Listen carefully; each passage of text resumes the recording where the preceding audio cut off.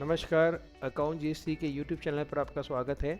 मेरे इस वीडियो में आज आपको बताऊंगा कि बेसिक अकाउंटिंग हम लोग अकाउंट जीएसटी सॉफ्टवेयर पे कैसे कर सकते हैं।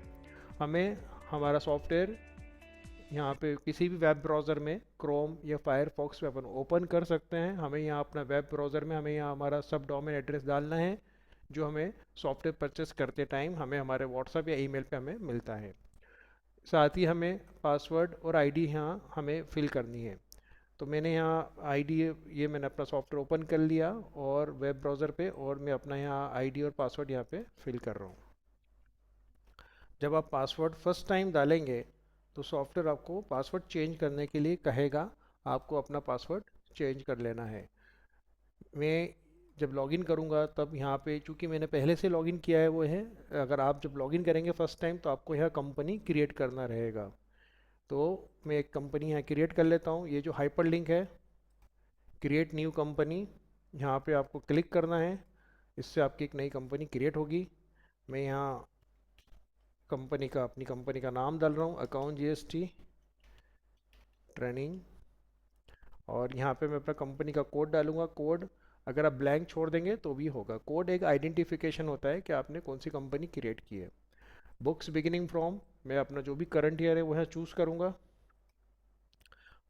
अगर आपको कुछ पुराना डाटा एंट्री करना है, सपोज़ आपने सॉफ्टवेयर लिया है और आप सोच रहे हैं कि मैं अपना मार्च के पहले का भी कुछ डाटा डालना है, अप्रैल से आप कंपनी स्टार्ट करते हैं तो मार्च की एंट्री या फरवरी की एंट्री कोई होगी, तो आपको फिर अपना लास्ट फाइनेंशियल ईयर चूज़ करना है।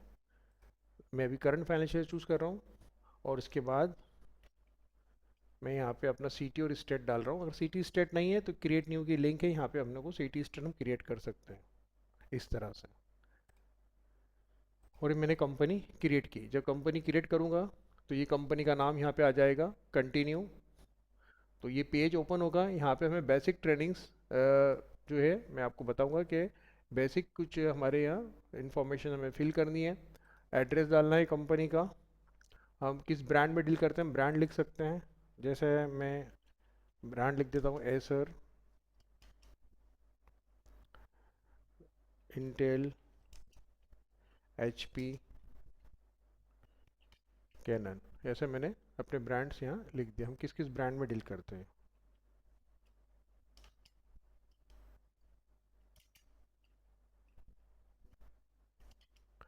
इसी तरह से हमारा एड्रेस हमें यहाँ लिखना है।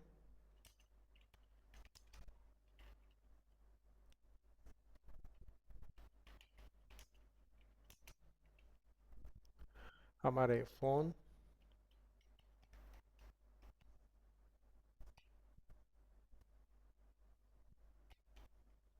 हमारा ईमेल एड्रेस। ये फॉर्म हमें सिर्फ फिल करना है और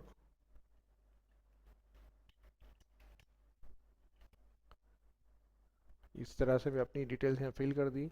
मैं अपना जीएसटी नंबर डाल देता हूँ यहाँ पे कंपनी का।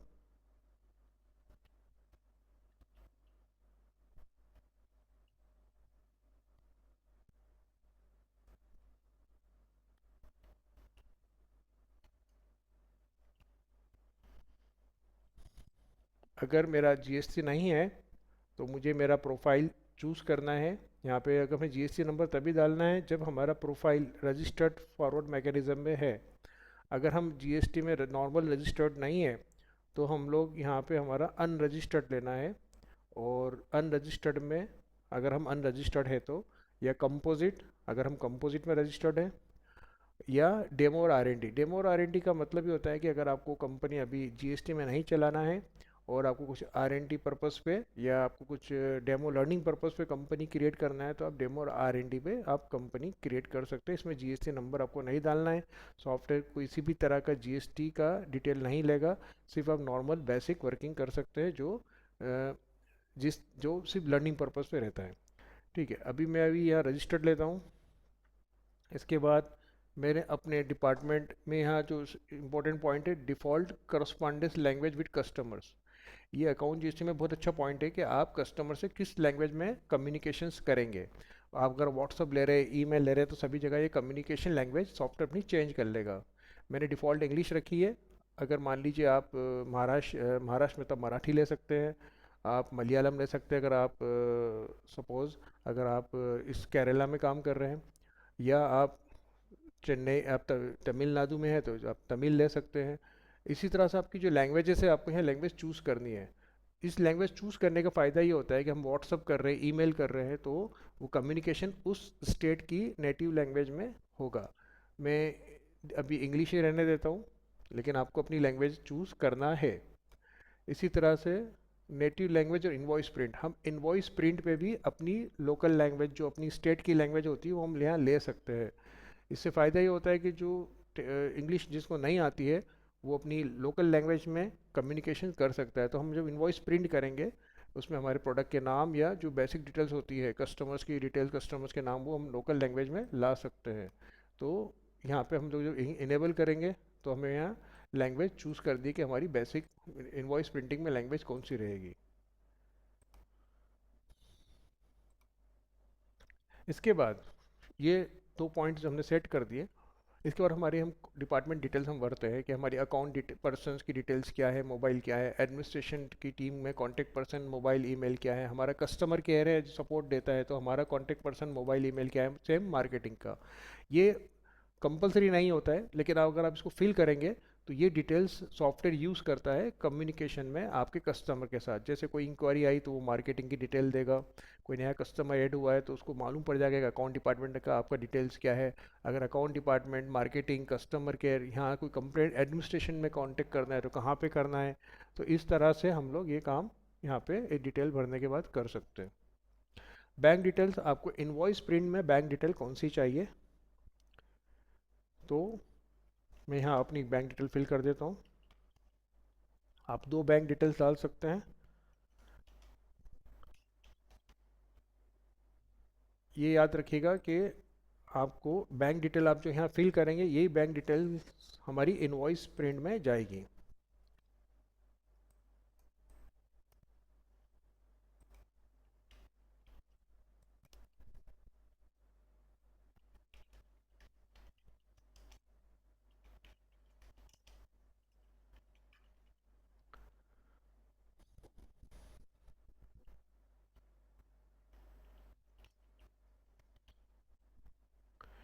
यहाँ पे यूपीआई पेमेंट क्यूआर कोड, ये ये भी अच्छा फीचर है सॉफ्टवेयर में। हम लोग स्टैटिक क्यूआर कोड भी अपलोड कर सकते हैं हमारा पेमेंट रिसीव करने का, या हम डायनेमिक क्यूआर कोड अपलोड कर सकते हैं।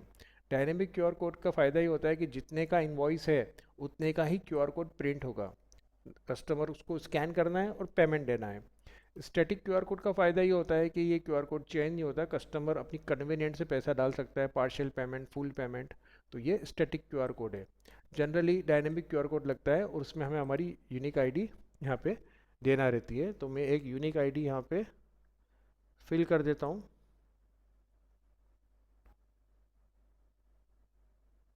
तो इससे जो इनवॉइस का जो क्यूआर कोड बनेगा वो आपका,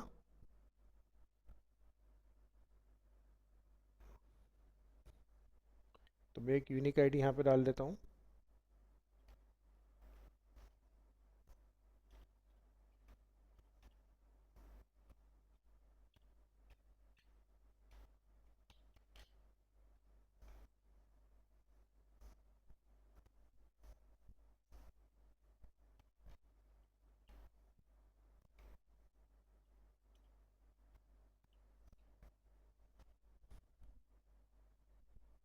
तो इस तरह से मैं अपना यूनिक क्यूआर कोड डाल दिया।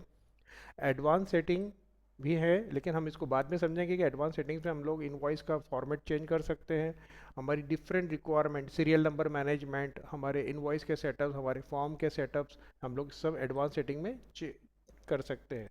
यहाँ पे मैं इनवॉइस सेटिंग में जब चेक लगाऊंगा तो ये इनवॉइस सेटिंग्स ओपन हो जाती है। ये मैं आपके बाद में वीडियोस में बताऊंगा कि इसके हम कैसे इसका यूज़ कर सकते हैं। ठीक है। यहाँ पे एडवांस सेटअप में हम लोग बिल का जो हमारे टर्म्स कंडीशन होती है यहाँ पे, header and footer, sales invoice debit note credit note से print setting header and footer, यहाँ पे हमारी सिटी हमें ज़रूर ले लेना है, जिस सिटी में हम बिलोंग करते हैं वो हमें यहाँ याद से डाल देना है। इसके बाद हमारा ये कंपनी का बेसिक सेटअप पूरा हुआ।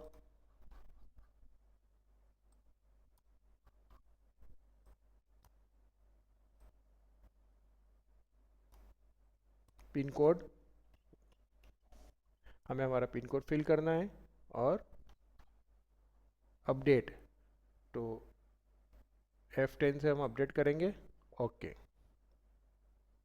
तो ये हमारा डैशबोर्ड लोड हो गया।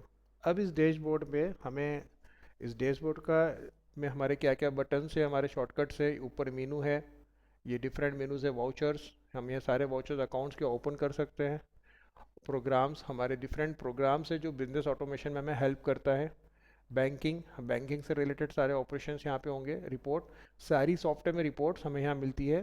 फेवरेट में जाके हम लोग जो डेली ओपन रिपोर्ट्स होती है, जो हमारी फेवरेट रिपोर्ट्स होती है, हम यहाँ पे हमें ओपन हो जाती है। GSTR1 में हम GST से रिलेटेड सारे काम रिपोर्टें मिलती है और हमें GST सेटिंग मिलती है। हमें GST को भी हम, हमारी डिफरेंट सेटिंग्स होती है तो यहाँ पे हम लोग सेट कर सकते हैं। बिजनेस एनालिस में हम लोग और भी एनालिटिक्स रिपोर्ट्स होती है जो बिजनेस से रिलेटेड होती है, जैसे सेल्स परफॉर्मेंस, परचेस परफॉर्मेंस या आउटस्टैंडिंग्स या कस्टमर रेटिंग्स, वो हमें सब यहाँ पे मिलती है। मास्टर्स, मास्टर्स में हमें, हम सारे मास्टर्स क्रिएट कर सकते हैं। ये लेजर अकाउंट, ये मोर, यहाँ पे हमें सारे लेजर्स हम क्रिएट कर सकते हैं, इनसिक्योर्ड लोन, लाइबिलिटी से लेके सारे ही मास्टर्स। इसी तरह से लेजर ग्रुप में हम लेजर के ग्रुप क्रिएट कर सकते हैं। टूल्स, टूल्स में हम बैकअप ले सकते हैं, कंपनी की सेटिंग चेंज कर सकते हैं प्रोफाइल में जाके। कम और भी अदर सेटिंग्स है जो हमें यहाँ पे मिलती है, जो हम सॉफ्टवेयर की सेटिंग सारी चेंज कर सकते हैं। टूल्स के अलावा स्विच ईयर एंड कंपनी, अगर हम, हमारे सॉफ्टवेयर में हम दो कंपनी बना के रखे हैं, अगर दो कंपनी है तो हम स्विच ईयर्स एंड कंपनी में जाके हम कंपनी चूज़ कर सकते हैं। देखिए यहाँ पे ये, मैं स्विच पे गया तो इतनी सारी कंपनी दिख रही है, तो मैं अपनी कंपनी सिलेक्ट कर सकता हूँ या फाइनेंशियल ईयर चेंज कर सकता हूँ। फाइनेंशियल ईयर भी आप चेंज कर सकते हैं यहाँ पे इस बटन से। फ्री माई रिन्यूअल एंड रिफरेंड क्या होता है मैं आपको बता देता हूँ। आप अगर सॉफ्टवेयर में सॉफ्टवेयर को रिकमेंड करते हैं अपने B2B नेटवर्क में, अपने पेरेंट सप्लायर्स को या अपने डीलर्स को, तो सॉफ्टवेयर को नया प्रमोशन मिलता है, नए फीचर्स, नई टेक्नोलॉजी लाने में हेल्प मिलती है। इन्हीं कंट्रीब्यूशन से सॉफ्टवेयर आगे ग्रो करता है। तो आप कम सॉफ्टवेयर को रिकमेंड कर सकते हैं अपने नेटवर्क्स में। और इसके साथ आपको एक, जो भी आपका, आपके थ्रू, आपके रेफरेंस के थ्रू अगर सॉफ्टवेयर वहाँ पे सेल होता है उस डेस्क पे, तो आपको 5% उसका, इसमें बेनिफिट्स मिलता है। तो दो प्रोग्राम है, free my renewal and refer and earn. Refer and earn में आपको आपके अकाउंट में पैसा आ जाता है 30 to 45 डेज के बाद। और फ्री माई रिन्यूअल में जब भी सॉफ्टवेयर का जो होस्टिंग का है, जो होस्टिंग का जो रिन्यूअल आता है, सॉफ्टवेयर रिन्यूअल आता है, तो उस रिन्यूअल में वो पैसा एडजस्ट हो जाता है। माई प्रोफाइल, माई प्रोफाइल में आप अपना पासवर्ड चेंज कर सकते हैं और अपना सिग्नेचर डाल सकते हैं। हर यूज़र अपना सिग्नेचर डाल सकता है, तो वो जो सिग्नेचर डालेगा ईमेल व्हाट्सएप में, वो सिग्नेचर यूज़ होगा। तो यूज़र वाइज भी अपने आप सिग्नेचर डाल सकते हैं, कॉन्टैक्ट वगैरह। तो जो लॉगिन यूज़र है, मान लीजिए आपका सॉफ्ट वेरिएंट ऐसा है जिसमें मल्टीपल यूज़र्स हैं, तो मल्टीपल यूज़र अपने अपने सिग्नेचर यहाँ पे ऐड कर सकते हैं, तो कम्युनिकेशन में वो सिग्नेचर यूज़ होगा। इसी तरह से डैशबोर्ड पे शॉर्टकट्स है, कस्टमर से related shortcut, sale, received, credit note, delivery challan, quotation, sales order, point of sale, broadcasting. कुछ बेसिक रिपोर्ट्स है, sales book, revenue, margin on sale, discount on sale, delivery challan, receipt report, POS, daily POS, point of sale जो retail में हम use करते हैं, POS voucher. और ये stock से रिलेटेड रिपोर्ट्स है सारी, मटेरियल इन, मटेरियल आउट। और ये रिपोर्ट्स है सारी जो स्टॉक से रिलेटेड है। सप्लायर्स, सप्लायर से रिलेटेड। तो इस तरह से ये डैशबोर्ड के शॉर्टकट्स है। साथ में हम लोग ये फंक्शंस की है, जैसे F1 अगर आप प्रेस करेंगे तो स्टॉक जनरल कमांड खुल जाएगी, stock general voucher, stock transfer voucher F2, F3 से एक्सपेंस, F4 से कॉन्ट्रा, कंट्रोल F5 से पेमेंट, F6 से receipt, journal, sale, credit note. ये आप फंक्शन की दबाएंगे, प्रेस करेंगे F9 तो परचेस वाउचर खुल जाएगा इस तरह से। इसी तरह से डैशबोर्ड पे ये आपके एनालिटिक्स है, जैसे आपकी बिजनेस की हेल्थ कहाँ जा रही है, आउटस्टैंडिंग फ्लो क्या हो रहा है, लिक्विडिटी क्या है। अगर आपको कोई इंक्वायरी आती है तो यहाँ डैशबोर्ड पे ये काउंटर वर्क करेगा। अगर आपके पास मान लीजिए इतनी इंक्वायरी पेंडिंग है, तो यहाँ डैशबोर्ड पे लिखेगा कितनी इंक्वायरी पेंडिंग्स है। इसी तरह से complaint, feedback and customer loss, ये सारे काउंटर वर्क करते हैं वन बाय वन। सॉफ्टवेयर में आपको पता लगेगा कि क्या हो रहा है। इसी तरह से ये ओपीएम है, ऑर्डर प्रोसेस मैनेजमेंट, कितने कोटेशन पेंडिंग है यहाँ पे आपको नज़र आएंगे, सेल्स ऑर्डर कितने हैं वो यहाँ पे आपको दिखेंगे, डिलीवरी ऑर्डर्स कितने हैं अभी पेंडिंग है यहाँ पे नज़र आएंगे। इसी तरह से ऐसी कोई डिस्पैच जो आप स्किप कर गए वो यहाँ पे आपको मिल जाएगी। तो ये जितने भी अलर्ट से नोटिफिकेशन से डैशबोर्ड पे लाइव मिलेंगे आपको। डिपार्टमेंटल वाइज पेंडिंग, इसका मतलब ये होता है कि किस डिपार्टमेंट में क्या काम पेंडिंग है, ये सॉफ्टवेयर में आपको यहाँ पे मिल जाएगा। सारे पेंडिंग्स डिपार्टमेंट वाइज आपको यहाँ पे शो होंगे। अभी यहाँ पे कुछ भी शो इसलिए नहीं हो रहा है क्योंकि मैंने एक नई कंपनी क्रिएट की है। हम जब वर्किंग करेंगे डेली तो ये सारे डिपार्टमेंट पेंडिंग्स आपको नज़र आएंगे और इन्हीं पेंडिंग्स में आपको काम करना रहता है। मंथली नेट प्रॉफिट आप यहाँ पे शो कर सकते हैं, आज आपकी रोज़ की वर्किंग आप देख सकते हैं। टुडे वर्किंग मतलब sale, receive, purchase, credit note, जो भी आज पूरे दिन काम हुआ है वो आपको एक शॉर्ट समरी यहाँ पे मिलती है। यही शॉर्ट समरी अगर आपने व्हाट्सअप सर्विस ले रखी है तो आपको व्हाट्सअप पे भी आएगी। अगर आपने व्हाट्सअप नहीं ले रखा है तो आपने जो ऐप इंस्टॉलेशन की है, जो आपको ऐप का लाइसेंस कंपनी से फ्री मिलता है, अगर आप वो इंस्टॉल करेंगे, वो मैं इस वीडियो में बताऊंगा कि ऐप लाइसेंस कैसे इंस्टॉल होता है, तो उसमें भी आपको रोज़ की वर्किंग रिपोर्ट आएगी। जीएसटी करंट मंथ में क्या है या लास्ट मंथ का क्या है, ये अपना इसका सॉफ्टवेयर एक शॉर्ट समरी जीएसटी की देता है। चलिए हम शुरू करते हैं। सबसे पहले मास्टर्स में जाएंगे, लेजर अकाउंट, बैंक अकाउंट। आप ये सोच रहे हैं कि बैंक अकाउंट हमने वहाँ डिटेल डाला था इनवॉइस पे, तो फिर यहाँ से फिर से बैंक अकाउंट क्यों क्रिएट करना है। कई बार ऐसा होता है कि हम इनवॉइस का जो बैंक अकाउंट डिटेल होता है वो रहता है, उसके बाद कंपनी के और भी मल्टीपल बैंक अकाउंट्स रहते हैं जो हमें इनवॉइस में नहीं देना रहता है, इसलिए हमें यहाँ बैंक अकाउंट क्रिएट करना है। बैंक अकाउंट पे गए, मैंने यहाँ एक बैंक अकाउंट क्रिएट कर दिया। मेरा बैंक है एचडीएफसी बैंक, अकाउंट नंबर मैंने डाल दिया, ब्रांच आईएफसी, मेरा अकाउंट टाइप कैसा है, करंट है, ओडी है या सीसी है, वो मुझे यहाँ पे लिखना है। बैंक अकाउंट लेजर ग्रुप, यहाँ मल्टीपल ग्रुप बना सकता हूँ, वो मुझे बैलेंस शीट में काम आएगा। ओपनिंग बैलेंस, मेरा ओपनिंग बैलेंस बैंक में कुछ है तो मुझे यहाँ पे डालना है। जैसे मान लीजिए मैं यहाँ 5,000 रुपये का ओपनिंग बैलेंस लिख देता हूँ। चेक प्रिंट सेटअप मैं यहाँ पे ओपन करूँगा। अगर मुझे चेक प्रिंट सेटअप मुझे करना है तो ये बेसिक डिटेल्स आपको जो मिलती है आप इसमें चेंजेस कर सकते हैं कि आपका जब चेक प्रिंट होगा तो उसमें अकाउंट पे, date, payment, rupees, rupees in numbers, तो आपको कहाँ कैसे चाहिए, तो ये चेक प्रिंट सेटअप में आप ये कर सकते हो।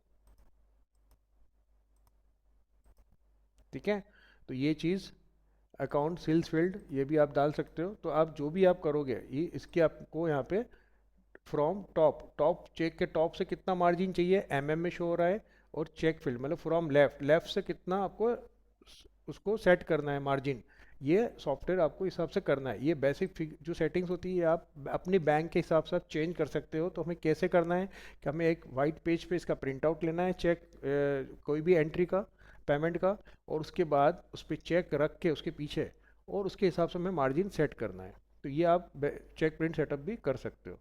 तो मैंने अभी चेक प्रिंट सेटअप में ऑन करके इसको मैं क्रिएट कर दिया। Okay done. तो ये मेरा बैंक क्रिएट हो गया। जब मैं बैंक अकाउंट क्रिएट होगा तो वो यहाँ नीचे टेबल में लिस्ट ऑफ मेरे सारे बैंक अकाउंट यहाँ पे शो हो रहे हैं, और मैं इसमें कोई भी तरह का एडिट बटन पे जाके एडिट भी कर सकता हूँ फ्यूचर में। तो मेरा बैंक अकाउंट क्रिएट हो गया। इसी तरह से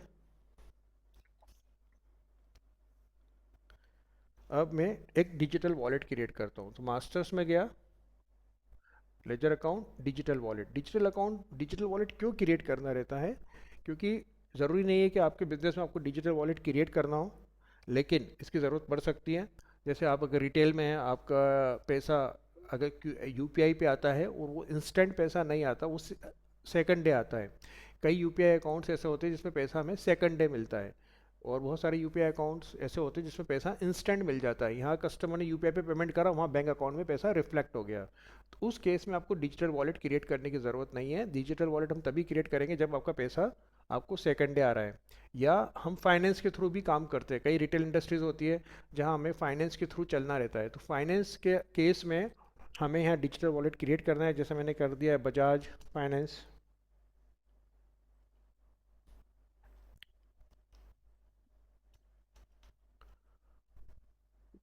नंबर मैंने, अगर मेरे पास मोबाइल या बैंक अकाउंट नहीं है बजाज फाइनेंस का, तो मैं 00 लिख के उसको आगे बढ़ा दूंगा। क्रिएट,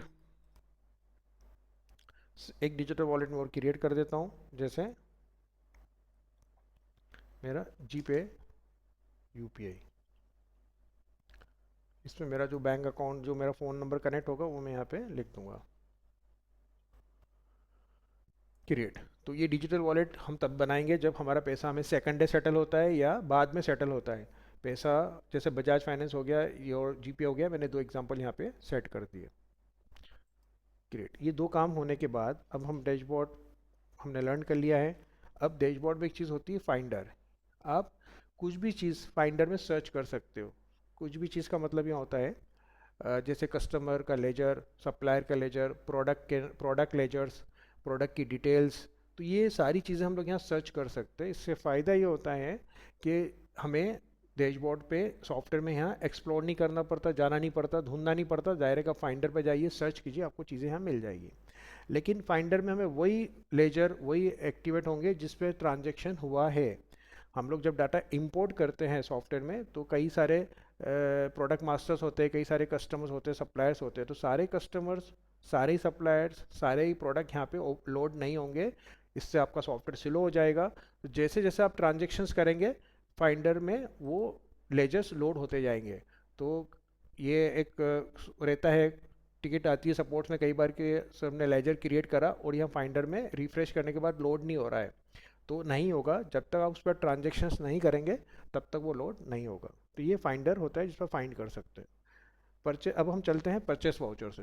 तो डैशबोर्ड पे भी सप्लायर में ये परचेस वाउचर है, और इसी परचेस वाउचर को हम लोग वाउचर में जाके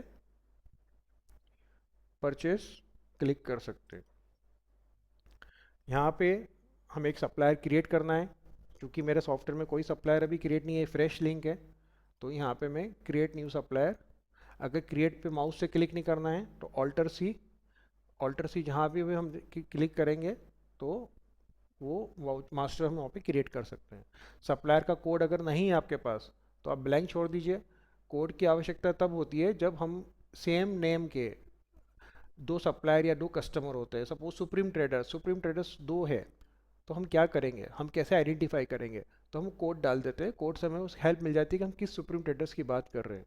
तो कोड हमें ब्लैंक छोड़ना है यहाँ पे। अगर आपके पास कोड आप डालना है तो आप डाल सकते हैं। तो मैं यहाँ पे एक सप्लायर क्रिएट कर देता हूँ।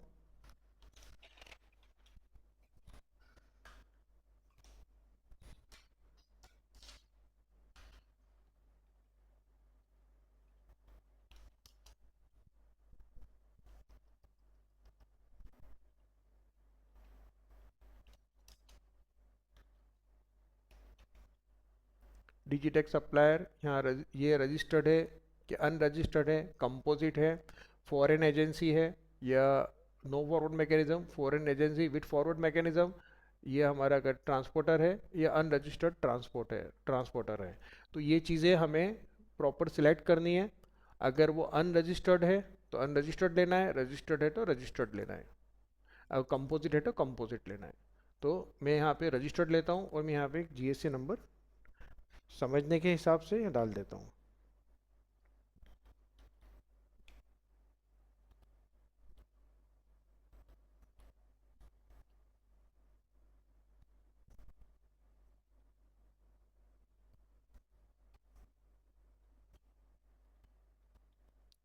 जैसे मैं जीएसटी नंबर डालूंगा सॉफ्टवेयर इसको वेरीफाई करेगा, ऑनलाइन चेक करेगा कि जीएसटी नंबर सही है कि गलत है। जैसे मैंने डाला तो ये चेक करके आ गया कि जीएसटी नंबर सही है, करेक्ट है, और वो इन्फॉर्मेशन यहाँ पे वो फिल कर देगा। क्योंकि सैंडबॉक्स जीएसटी है जो हम लोग टेस्टिंग के लिए यूज़ करते हैं। मैं यहाँ पे अपना कस्टमर का सप्लायर का नाम लिख देता हूँ ताकि हम लोग उसको प्रॉपर एंट्री कर सके। ठीक है, यहाँ एड्रेस आ गया, ये सब ऑटोमेटिकली फिल हो गया।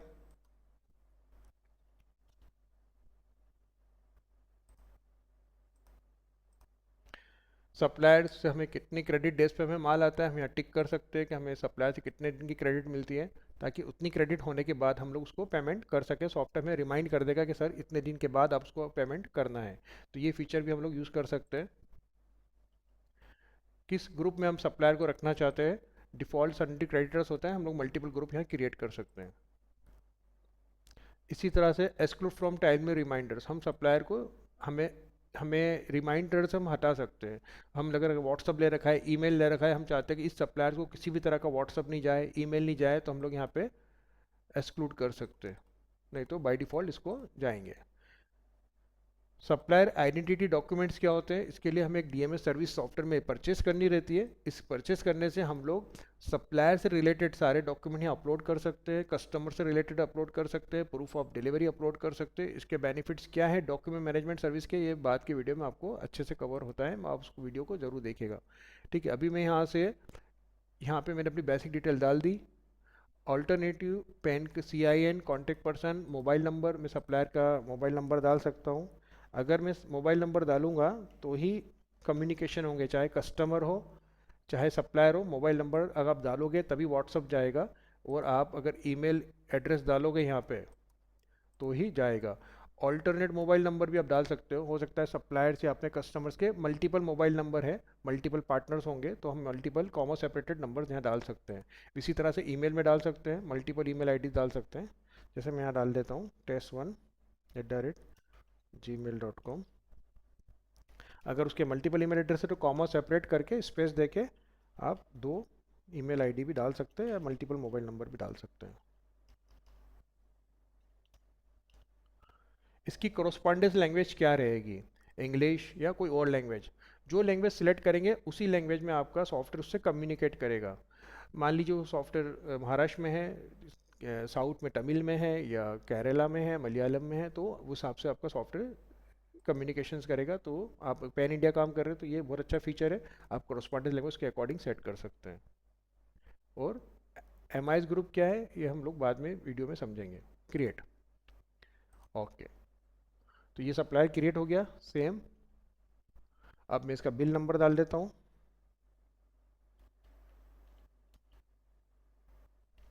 जो भी मुझे बिल मिला है मैंने यहाँ डाल दिया। वाउचर डेट, लोकेशन, किस लोकेशन पे मैं माल परचेस कर रहा हूँ, मेरी मल्टीपल लोकेशन हो सकती है, ईवे बिल नंबर। इसके बाद मैं यहाँ प्रोडक्ट, प्रोडक्ट अगेन मेरे पास प्रोडक्ट नहीं है तो मैं ऑल्टर सी करूँगा तो मैं प्रोडक्ट का पेज खुल जाएगा। यहाँ पे मैं brand, category, product name create कर सकता हूँ। ब्रांड मेरे पास नहीं है तो मैं क्रिएट न्यू ब्रांड कर सकता हूँ, जैसे मैंने कर दिया एसर, ओके। इसी तरह से कैटेगरी, मॉनिटर, क्रिएट, तो जैसे मैंने कैटेगरी क्रिएट कर दी। प्रोडक्ट नेम मैंने तो डाल दिया यहाँ पे 22 इंच।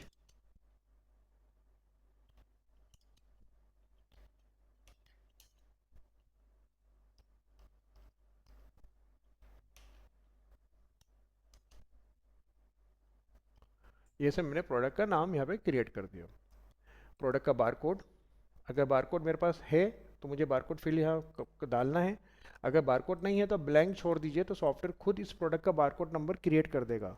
और आप बारकोड स्टिकर प्रिंट भी कर सकते हैं, डिपेंड करता है आपके पास वेरिएंट कौन सा है सॉफ्टवेयर का, तो उसके हिसाब से बारकोड लेबल्स भी प्रिंट कर सकते हैं और उसको वर्किंग में, इन्वेंट्री में या मोबाइल ऐप के थ्रू यूज़ कर सकते हैं। मोबाइल ऐप में भी आप बारकोड रीड कर सकते हैं और पॉइंट ऑफ सेल पे भी बारकोड रीड कर सकते हैं। तो यहाँ मैं बारकोड भी ब्लैंक छोड़ देता हूँ। मैं अपना टैक्स लिख देता हूँ, कितना है 18%। HSN नंबर डाल देता हूँ।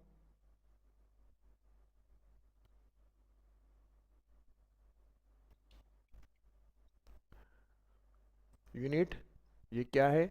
अगर ये यूनिट यहाँ पे शो नहीं हो रहे हैं तो आप ये वाली लिंक पे क्लिक हियर पे जाके आप यूनिट ओपन कर सकते हैं। मल्टीपल यूनिट यहाँ पे शो होगी, वो यूनिट को आप एक्टिव इनएक्टिव कर सकते हैं।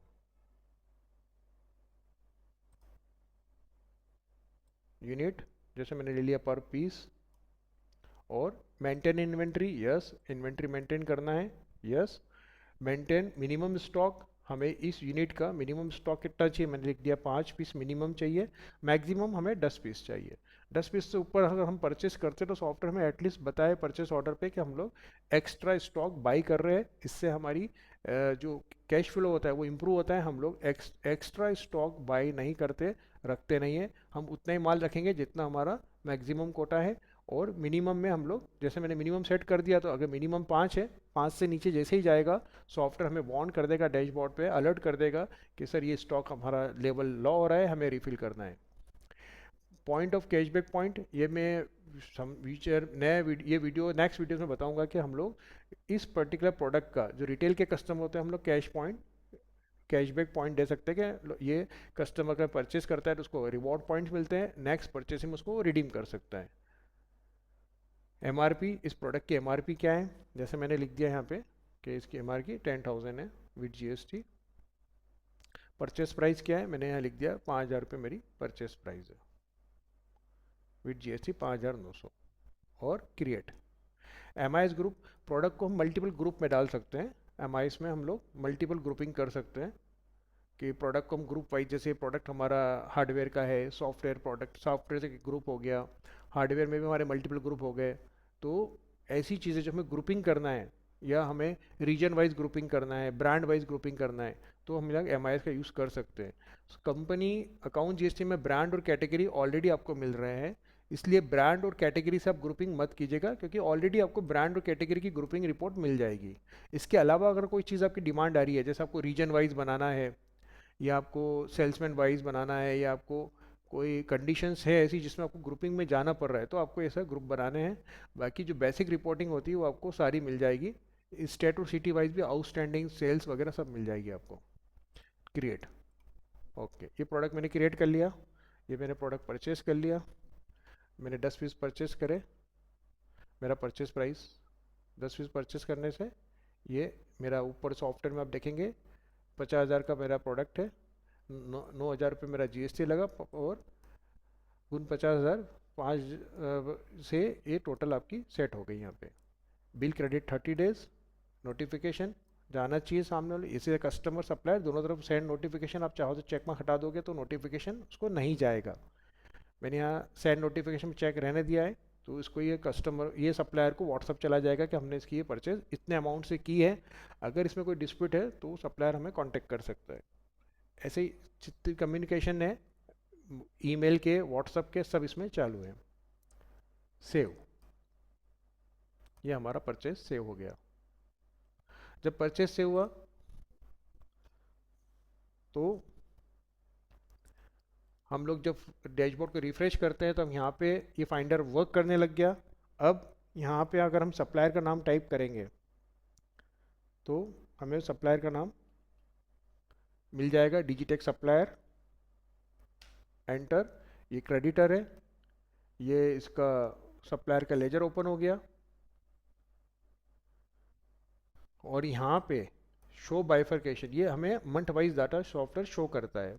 ये क्लासिफिकेशन है, मंथ वाइज क्लासिफिकेशन शो होता है, हमें क्लासिफिकेशन नहीं चाहिए तो हम लोग यहाँ बाइफरकेशन पे क्लिक करेंगे, शो बाइफरकेट डाटा, तो लेजर यहाँ पे ओपन हो जाएगा। और उसके ऊपर यहाँ पे जो बटन्स है प्रिंट के, ईमेल के, यहाँ पे ये जो कॉन्फ़िगरेशन आइकॉन है इस पर हम क्लिक करेंगे तो हमारा हम लोग कॉन्फ़िगरेशन सेट कर सकते हैं कि हमें किस तरह से ये कन्फर्मेशन ऑफ अकाउंट्स हम लोग यहाँ पे सेट कर सकते हैं, प्रिंट कर सकते हैं, ईमेल कर सकते हैं। ठीक है, इसके बाद यहाँ इन्वॉल्व, ये प्रिंट कर सकते हैं। व्हाट्सअप का मैसेज है, send welcome message, send welcome message में उसको एक वेलकम मैसेज चला जाता है व्हाट्सअप पे जिसमें वो अपनी बेसिक डिटेल्स कंपनी की चेक कर लेता है। बिल वाइज आउटस्टैंडिंग चेक कर सकते हैं, हम लेजर प्रिंट कर सकते हैं, व्हाट्सअप कर सकते हैं, ईमेल कर सकते हैं। और इस लेजर का कॉन्फ़िगरेशन हम यहाँ पे सेट कर सकते हैं कि हमें लेजर जब प्रिंट कर रहे हैं तो हमें क्या क्या डिटेल देना है, इनवॉइस डिटेल देना है, नरेशन देना है, अदर वाउचर डिटेल्स देना है, लेजर बाइफरकेशन देना है, प्रिंट एज फॉर्मेट कोरियर करना है, स्टिकी नोट प्रिंट्स करने हैं। तो ये सब चीज़ें हम लोग टिक कर सकते हैं और एक्सपोर्ट कर सकते हैं एक्सेल में, पीडीएफ में, या व्हाट्सअप ईमेल कर सकते हैं। शो बाइफरकेट डाटा पे क्लिक करता हूँ तो ये जो मंथ वाइज क्लासिफिकेशन आ रहा है ये ओपन हो जाएगा। देखिए ओपन हो गया। ठीक है, अब यहाँ पे हमें दिख रहा है कि हमने ये परचेस किया है।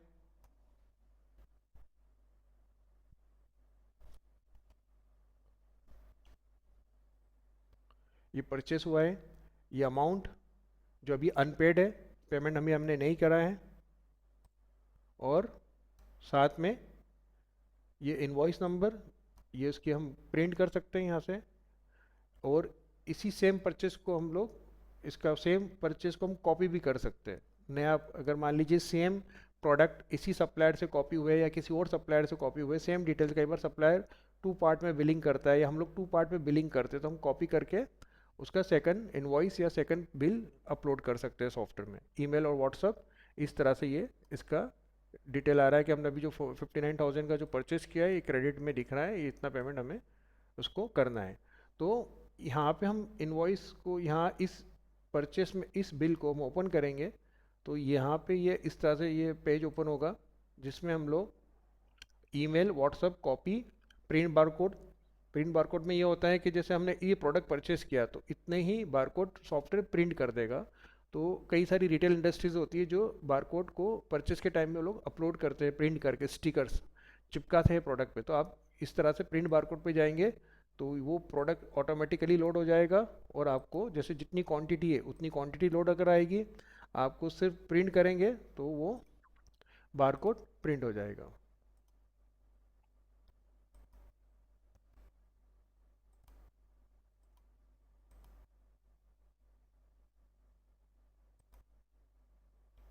जैसे मैंने प्रिंट किया तो ये बारकोड प्रिंट हो गए। तो ये जो बेसिक डिटेल्स है आपको फिल करनी है कि आपको स्टिकर साइज़ क्या है, आपका बारकोड पैटर्न प्रिंट आपको जो डिफ़ॉल्ट दिया है कंपनी ने आपको वही रखना है। स्टिकर साइज़ आप चूज़ कर सकते हैं ड्रॉप डाउन से, जो भी आपको स्टिकर साइज़ लेनी है, और उसके बाद आप इसको प्रिंट करेंगे। बारकोड सेटअप हमारे एक वीडियो है जिसमें सिर्फ बारकोड सेट प्रिंट का प्रिंटर सेटअप करना है, बारकोड कैसे सेट होता है, वो भी एक वीडियो है जिसमें आप डिटेल में देख सकते हैं कि बारकोड कैसे वर्क करता है, और इसमें बहुत सारी अलग अलग चीज़ें हैं जो काम आती हैं, और वो इस तरह से प्रिंट कर सकते हैं। मैं वापस आपको उसी परचेस पे आता हूँ। एक्सपोर्ट, आप इस इनवॉइस को एक्सपोर्ट कर सकते हैं, प्रिंट कर सकते हैं, बैक बैक में आप वापस लेजर पे आ जाएंगे। तो इस तरह से आप इनवॉइस को यहाँ एडिट करके मॉडिफाई कर सकते हैं। अगर कोई गलती हो गई है, कोई कोई उसमें अमेंडमेंट है, तो आप इस तरह से अमेंडमेंट करके इसको सेट कर सकते हैं। इसी तरह से हम डैशबोर्ड पे आते हैं, मास्टर में जाते हैं, लेजर अकाउंट, क्रेडिटर्स, सप्लायर। तो यहाँ पे नीचे हम जितने भी सप्लाई क्रिएट करेंगे उसकी लिस्ट यहाँ पे नीचे शो होती जाएगी। और यहाँ एक फाइंडर है, हो सकता है आपके 1,000 सप्लायर हो, 1,000 कस्टमर्स हो, तो आपको click here open to finder में जाना है, यहाँ उस सप्लायर का नाम लिखना है। तो आप नाम लिखेंगे तो यहाँ लिस्ट में लोड हो जाएगा, अप्लाई फ़िल्टर, और आप उसको एडिट कर सकते हैं यहाँ पे। इस तरह से एडिट बटन पे ये एडिट करके अपडेट करेंगे तो आप सप्लायर को, सप्लायर की जो बेसिक डिटेल्स होती है, email ID, mobile number, address, वो सब आप चेंज कर सकते हैं। कभी भी जीएसटी अगर सप्लायर का चेंज हुआ है या कस्टमर का चेंज हुआ है तो उस केस में आपको जीएसटी नहीं चेंज करना है, नया कस्टमर या नया सप्लायर का मास्टर ही क्रिएट करना रहेगा, और पुराने वाले को आप एडिट करके सस्पेंड कर सकते हैं। सेट इनएक्टिव, तो ये सस्पेंड हो जाएगा। इस तरह से हमने सप्लायर बनाया, मास्टर्स बनाया सप्लायर के, और हम व्यू एडिट कर सकते हैं। हमने प्रोडक्ट बना लिया। अब नेक्स्ट जो होता है, मास्टर में गए हम लोग, कई बार freight, commission, loading, packing charges, इस तरह के इंस्टॉलेशन चार्जेस, इस तरह के चार्जेस भी हम लोग प्रोडक्ट के साथ लेते हैं। तो मास्टर में जाना है, ledger account, expense and income, यहाँ पे हम जाएंगे तो हम लोग यहाँ पे हमारा, जैसे मैं अभी क्रिएट कर देता हूँ फ्रेट चार्जेस।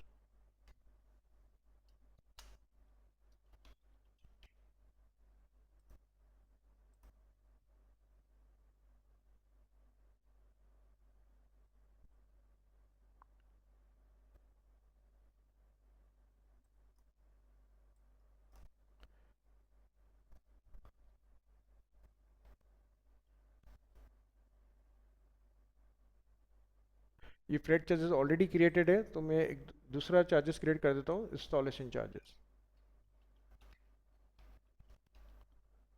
ये जो ऑलरेडी क्रिएटेड है ये आपके सॉफ्टवेयर में आपको मिलेंगे। आप चाहो तो इसको एडिट कर सकते हो, अपने हिसाब से इसकी सेटिंग को चेंज कर सकते हो। डिफ़ॉल्ट कंपनी ने सेट करके दिए है, इसको आप यूज़ कर सकते हो बिलिंग में, परचेस में, और या इनवॉइस बनाते टाइम। तो ये चीज़ें आप ऑलरेडी चेक कर सकते हो। तो इंस्टॉलेशन चार्जेस मैंने लिया यहाँ पे, और इंस्टॉलेशन चार्जेस मेरा इनडायरेक्ट इनकम में जाएगा या एक्सपेंस में जाएगा, वो आप अपने हिसाब से अकाउंटिंग में सेट कर सकते हो। ये हमारी सर्विस है। ठीक है, मैंने एस एस सी नंबर डाल दिया मेरा। इसको मुझे कहाँ कहाँ यूज़ करना है मैं ऑप्शन चेक कर सकता हूँ। मुझे जहाँ जहाँ यूज़ करना है मैं ऑप्शन चेक करूँगा। जीएसटी एप्लीकेबल है। ठीक है, यानी ये कहाँ है ऐसा मेरा मुझे यहाँ पे सेट करना है कि ये मेरा इनकम है क्या है। तो जो भी मुझे जीएसटी में लेना है तो मुझे यहाँ ऑप्शन चूज़ करना है, नहीं है तो फिर एनी अदर एक्सपेंस में उसको सेट कर देना है। इससे आपकी जीएसटी में इसका कोई इम्पैक्ट नहीं आना है। आप अपने हिसाब से ऑप्शन चूज़ कर सकते हैं। जीएसटी आपकी प्रॉपर फिल होगी। 18% मैंने ले लिया। अब एलिजिबल आईटीसी, क्या मुझे इस पे इनपुट टैक्स क्रेडिट मिलेगा? तो जो भी मेरी सेटिंग है, यस या नो, वो मुझे प्रॉपर यहाँ पे सेट करनी है। कुछ ऐसे एक्सपेंस इनकम्स होते हैं जिसपे मुझे इनपुट टैक्स क्रेडिट नहीं मिलता, तो मुझे नो करना है। और अगर मुझे एलिजिबल आईटीसी पे रखना है तो यस करना है। उसके बाद मुझे क्रिएट करना है।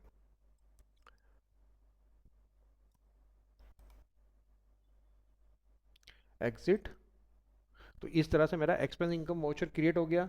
अब अगर मैं इसको परचेस में जाता हूँ, मैं अपना जो परचेस बुक खोलता हूँ यहाँ पे,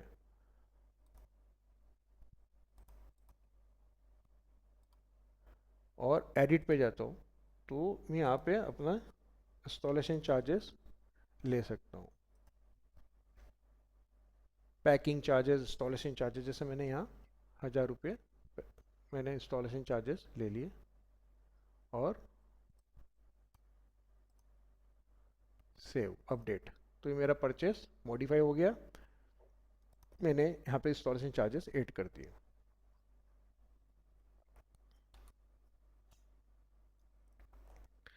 अब अगर मैं प्रॉफिट एंड लॉस और बैलेंस शीट देखूँ, मेरी रिपोर्ट में गया, फाइनेंशियल स्टेटमेंट, अगर मैं अपनी बैलेंस शीट चेक करता हूँ, वो प्रॉफिट एंड लॉस चेक करता हूँ, तो कैसा दिखेगा वो अपन चेक कर लेते हैं।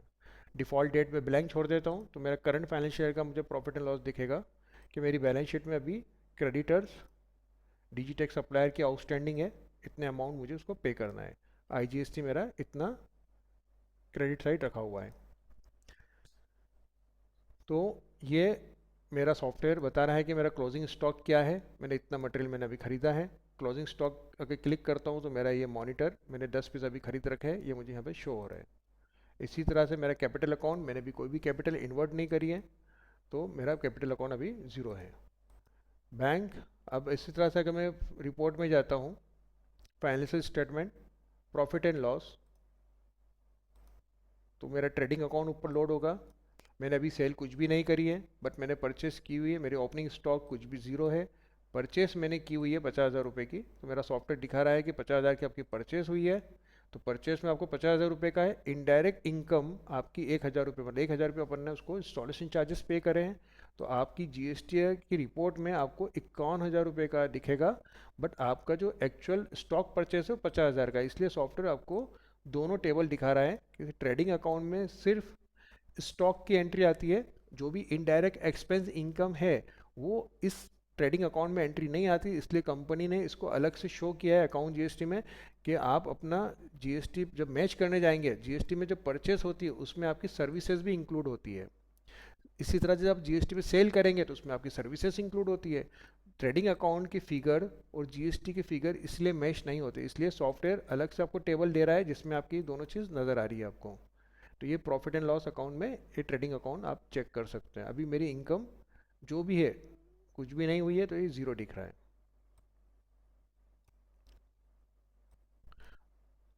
नाउ अब मैं आता हूँ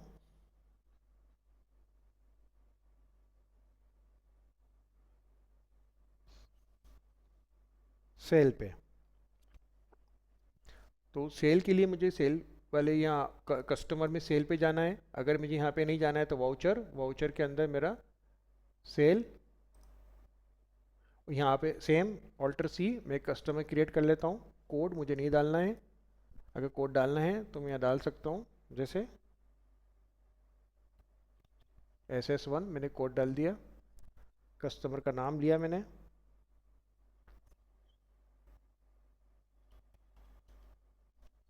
अब अगर मेरे पास कस्टमर का जीएसटी है तो मैं डायरेक्ट यहाँ जीएसटी नंबर डालूंगा।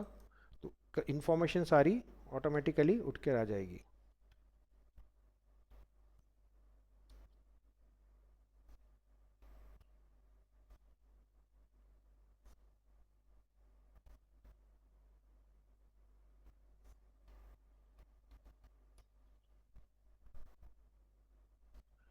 तो ये जो डिटेल है सॉफ्टवेयर की, जैसे जीएसटी आ रही थी उस कस्टमर की सारी इन्फॉर्मेशन उठ के आ गई। ग्रेट सन लैब प्राइवेट लिमिटेड रजिस्टर्ड है, इसका ये एड्रेस आ गया, ये पिन कोड आ गया। तो मैं अपना सिटी स्टेट डाल के अगेन द इंफॉर्मेशंस जो इसमें आगे की डिटेल है वो ये है कि शिपिंग एड्रेस, कस्टमर के कई सारे शिपिंग एड्रेस हो सकते हैं, तो मैं ऐड पे जाके यहाँ कई सारे शिपिंग एड्रेस डाल सकता हूँ। अगर एक ही स्टेट में मल्टीपल शिपिंग एड्रेस है तो मुझे यहाँ पे मल्टीपल शिपिंग एड्रेस डालना है।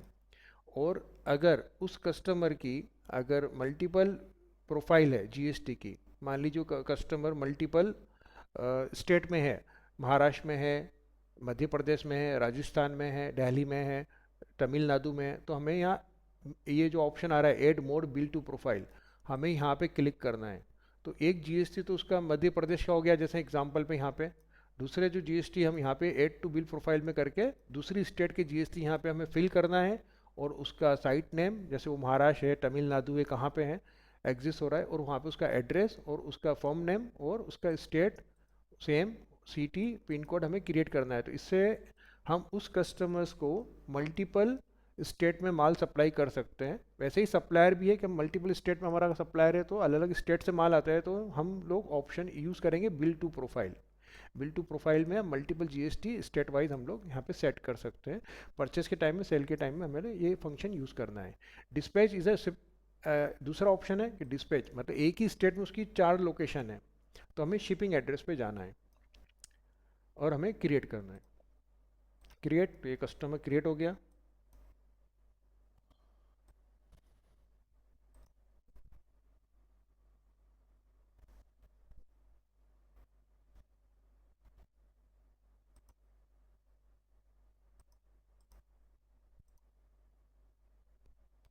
ठीक है, ये मैंने कस्टमर अभी क्रिएट कर लिया।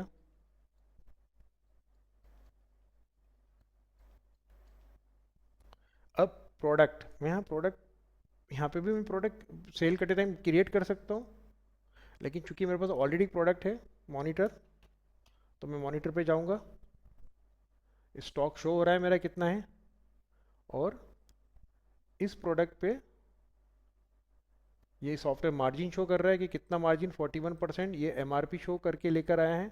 मैं अपनी प्राइस यहाँ पे डाल दूंगा, मुझे भी 2 पीस बेचने हैं, जिस प्राइस पे बेचना है मुझे 9,000 में बेचना है, तो ये 9,000 के हिसाब से मुझे सॉफ्टवेयर अपना मार्जिन यहाँ पे शो कर रहा है कि मुझे कितना मार्जिन अर्न हो रहा है। और एड बिल कितने दिन की क्रेडिट पे माल जा रहा है, 10 डेज की क्रेडिट पे माल जा रहा है। नोटिफिकेशन, व्हाट्सअप नोटिफिकेशन और ईमेल उसको जाएगा, जैसे मैं बिल बनाऊंगा उसको व्हाट्सअप और ईमेल जाएगा।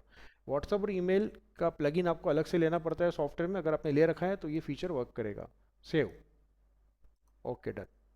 तो ये मेरा इनवॉइस ओपन हो गया। अगर मैं इसको स्कैन करूंगा तो इतना ही अमाउंट का 18,000 रुपये का जैसे इनवॉइस बनाया, तो 18,000 रुपये उस कस्टमर को वहाँ पे शो होंगे। तो वो जैसे स्कैन करेगा तो 18,000 रुपये ही पे कर सकता है, उससे कम या उससे ज़्यादा नहीं पे कर सकता।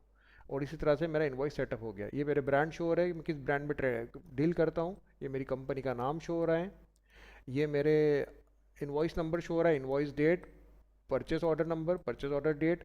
जो चीज़ हमें नहीं चाहिए हम लोग यहाँ पे हाइड कर सकते हैं, डिसेबल कर सकते हैं, कि हमें प्रिंट में जो चीज़, जो ऑप्शन हम यूज़ नहीं कर रहे तो हम लोग बंद कर सकते हैं। बिल पे स्टेटस, हमारा ड्यू 18,000 रुपये का है, बिल क्रेडिट इतनी है, ड्यू डेट हमारी ये आ रही है, इस तारीख को हमें पैसा पे करना है।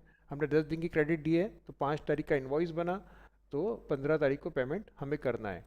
डिलीवर्ड बाई, हमारा ओल्ड बैलेंस 0 था, नया बैलेंस 18,000 रुपये जुड़ गया, तो हमारा जो न्यू बैलेंस है इस इनवॉइस के बाद हमारा 18,000 रुपये हमारा डेबिट है।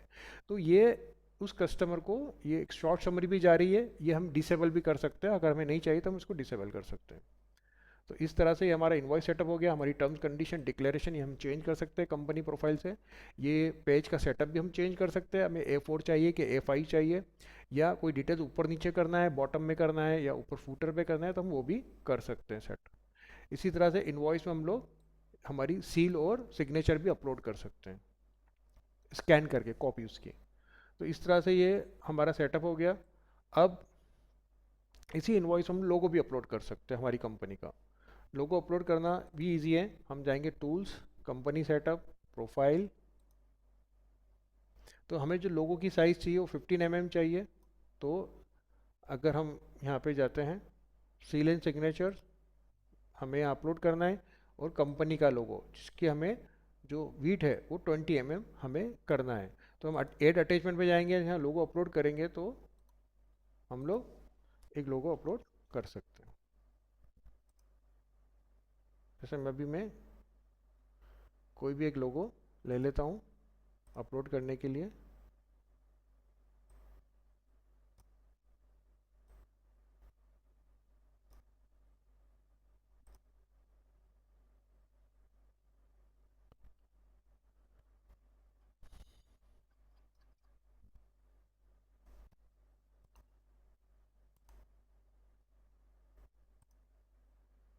तो ये इनवॉइस का लोगो यहाँ पे इस तरह से अपलोड हो गया।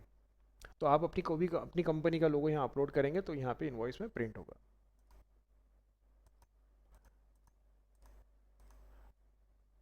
एग्जिट।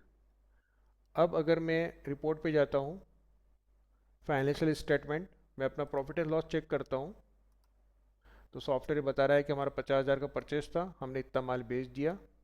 ठीक है, उसके बाद हमारा प्रॉफिट शो हो रहा है, ग्रॉस प्रॉफिट इतना आया। ये हमारा ग्रॉस प्रॉफिट यहाँ पे आ गया, और हमारे जो भी एक्सपेंसेस हुए हैं वो यहाँ पे होने के बाद, हमारी जो भी होने के बाद हमारा नेट प्रॉफिट यहाँ पे सॉफ्टवेयर शो कर रहा है। इसी तरह से अब मैं, अगर मुझे मेरा इनवॉइस मॉडिफाई करना है तो मैं इस रिपोर्ट में जाके सेल बुक में, तो मुझे सेल बुक पे क्लिक करूँगा तो यहाँ चेंज ऑप्शन होता है। चेंज ऑप्शन में मेरे पास डिफरेंट ऑप्शन है। इनवॉइस की डिटेल से मैं सर्च कर सकता हूँ रिपोर्ट, इनवॉइस अमाउंट से शो कर सकता हूँ, between and and, supply type, किसी सप्लाई टाइप से मैं चेक कर सकता हूँ कि मुझे कहाँ सप्लाई हुई है, sales type, price list wise show कर सकता है। इसमें सारे ये फ़िल्टर्स है, ये फ़िल्टर्स आप यूज़ कर सकते हो और अपनी रिपोर्ट को आप जनरेट कर सकते हो। तो ये सारे ऑप्शंस है, payment mode, payment details, buyer details. तो वो वन बाय वन मैं आपको बता देता हूँ भर के कि प्राइस लिस्ट, हम किस प्राइस लिस्ट पे कोई चीज़ पर सेल कर रहे हैं वो हम चेक कर सकते हैं। Sales ledger wise, purchase order number, अगर हमें किसी का परचेज ऑर्डर मिला है कस्टमर का तो उससे हम सर्च कर सकते हैं इन्वॉइसेस। इसी तरह से एडर, किसने ऐड करा है, कौन ऑपरेटर है जिसने इनवॉइस बनाया, हम उसकी रिपोर्ट निकाल सकते हैं। इनवॉइस स्टेटस, हमारी इनवॉइस स्टेटस क्या है, सस्पेंड है, कोई कैंसिल हुआ है या कोई एक्टिव है, वो हम चेक कर सकते हैं। इनवॉइस की डेट, किस डेट से किस डेट तक की रिपोर्ट चाहिए। पेमेंट डिटेल्स, ऐसे इनवॉइस जो कैश है, क्रेडिट है, बैंक है, या मल्टीपल पेमेंट जमा हुए, वैसे हम चेक कर सकते हैं। पेमेंट स्टेटस, जो ड्यू है या पार्शियल है, ऐसे इनवॉइस की रिपोर्ट निकाल सकते हैं, या पेड है।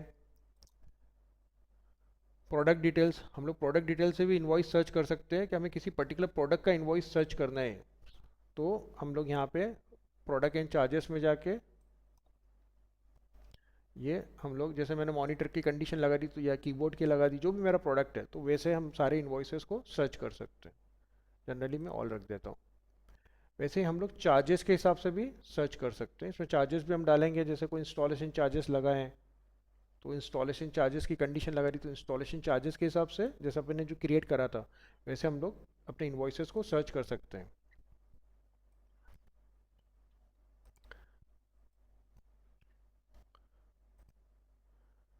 कस्टमर डिटेल्स, हमने उस कस्टमर की डिटेल ले सकते हैं कि हमने किसी कस्टमर को सप्लाई करा है तो उस कस्टमर की सारी इन्वॉइसेस ओपन कर सकते हैं।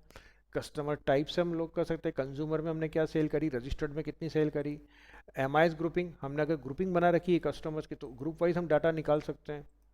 कस्टमर सिटी वाइज हम डाटा निकाल सकते हैं, स्टेट वाइज डाटा निकाल सकते हैं। और इस तरह से हम लोग लेजर अकाउंट हेड क्रिएट कर रखे तो वैसे हम डाटा निकाल सकते हैं। शिप टू डिटेल्स, हमने कहीं शिपिंग करी है तो वैसा डाटा निकाल सकते हैं। सेल्समैन वाइज डाटा निकाल सकते हैं। और हमारा फोकस क्या है रिपोर्ट का, क्या डिस्काउंट एलोकेट करें, हमने क्या क्या डिस्काउंट दिए हैं। गुड डिलीवरी रिपोर्ट, हमें गुड डिलीवरी रिपोर्ट भी हम निकाल सकते हैं कि ये सारे जो ऑप्शंस है ये सब सारी रिपोर्ट अच्छी अच्छी रिपोर्ट्स चेंज हो जाती हैं। आप अपने हिसाब से जीएसटी अमेंडमेंट, हमने को जीएसटी अमेंडमेंट करा है, GST filing date, GST sales rate wise, GST amount customer wise, margin on cell.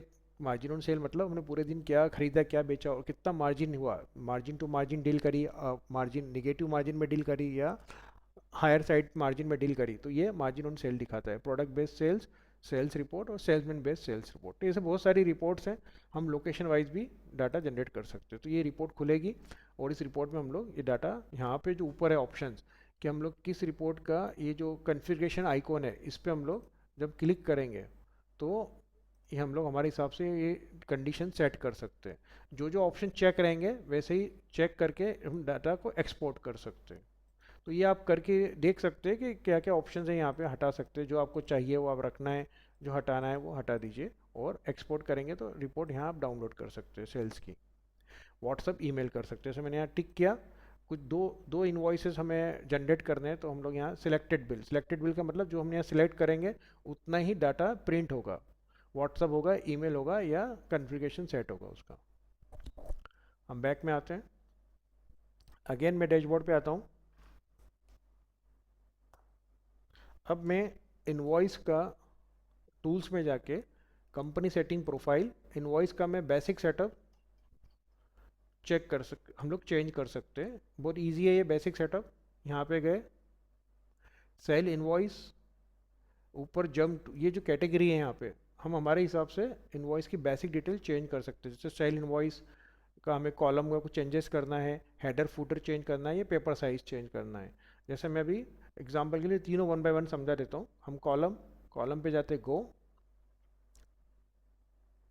तो ये हमारा सेल इनवॉइस का कॉलम कि हमें प्रोडक्ट डिटेल्स, इनवॉइस का जो सेटअप होता है हमें प्रोडक्ट डिटेल चाहिए, इनेबल या डिसेबल, प्रोडक्ट पार्ट नंबर, हमें प्रोडक्ट के पार्ट नंबर बारकोड प्रिंट करना है, print below the bar product और या सेपरेट कॉलम में प्रिंट करना है। ये हम ऑप्शन सेलेक्ट कर सकते हैं तो कॉलम क्रिएट हो जाएगा पार्ट नंबर बारकोड का। वैसे हमें HSN नंबर शो करना है, शो या हाइड। तो इस तरह से हम लोग जो इनवॉइस का जो सेटअप होता है हमारा, तो उसके हिसाब से हम लोग इसको चेंज कर सकते हैं। जैसे बिल क्वांटिटी में शो करनी है, GST रेट शो करना है, MRP शो करना है, show with GST, show without GST, prices discount show करना है कि हमारा MRP 10,000 रुपये और हमने उसको 9,000 में दिया है तो हमने उसको कितना, auto calculation discount software show कर देता है कि हमने उसको कितना डिस्काउंट दिया है MRP से। हमें चाहिए, ये रिटेल इंडस्ट्री को लगता है, जनरली हम लोग इसको होलसेल इंडस्ट्रीज को हाइड करके रखती है। लिस्ट प्राइस, हमें लिस्ट प्राइस शो करना है, एडिशनल डिस्काउंट, जो डिस्काउंट हमने लिस्ट प्राइस पे दिया है वो हमें शो करना है, और फाइनली जो हमारा डिस्काउंट देने के बाद जो हमारा प्राइस होता है उसको हम इनवॉइस प्राइस बोलते हैं। तो इनवॉइस प्राइस हमें क्या देना है। तो ये सब चीज़ें, show with GST, without GST, ऐसे बहुत सारे ऑप्शन हैं। यहाँ पे हम हाइड शो करेंगे तो सॉफ्टवेयर में उसका प्रिंट आउट चेंज हो जाएगा। हम अगर कोई पुराना इनवॉइस है जिस पे हम ये सेटिंग चेंज करेंगे तो उस पर भी उसका इम्पैक्ट आ जाएगा। तो इस तरह से ये ऑप्शन 1 हो गया। हेडर और फूटर, अब हेडर और फूटर क्या होता है कि हेडर फूटर में बैंक डिटेल हमें कहाँ पे चाहिए, टॉप पे चाहिए, बॉटम पे चाहिए, बिल क्रेडिट लिमिट शो करना है या शो करना है, हाइड करना है, वैसे हम लोग करते जाएंगे तो सॉफ्टवेयर का जो इनवॉइस का प्रिंट आउट है सॉफ्टवेयर उसको सेट कर लेगा। बिल पे स्टेटस, ये हमें शो करना है, चालान नंबर शो करना है, ये सारे जो ऑप्शंस है वन बाय वन आप इसको अगर पढ़ेंगे तो ये आप इनवॉइस पे शो या हाइड कर सकते हैं, प्रिंट कर सकते हैं। टैक्स, आपको जो इनवॉइस का हेडर क्या चाहिए वो भी आप अपने हिसाब से सेट कर सकते हैं।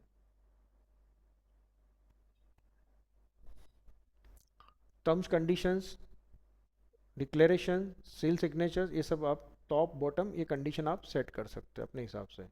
इसी तरह से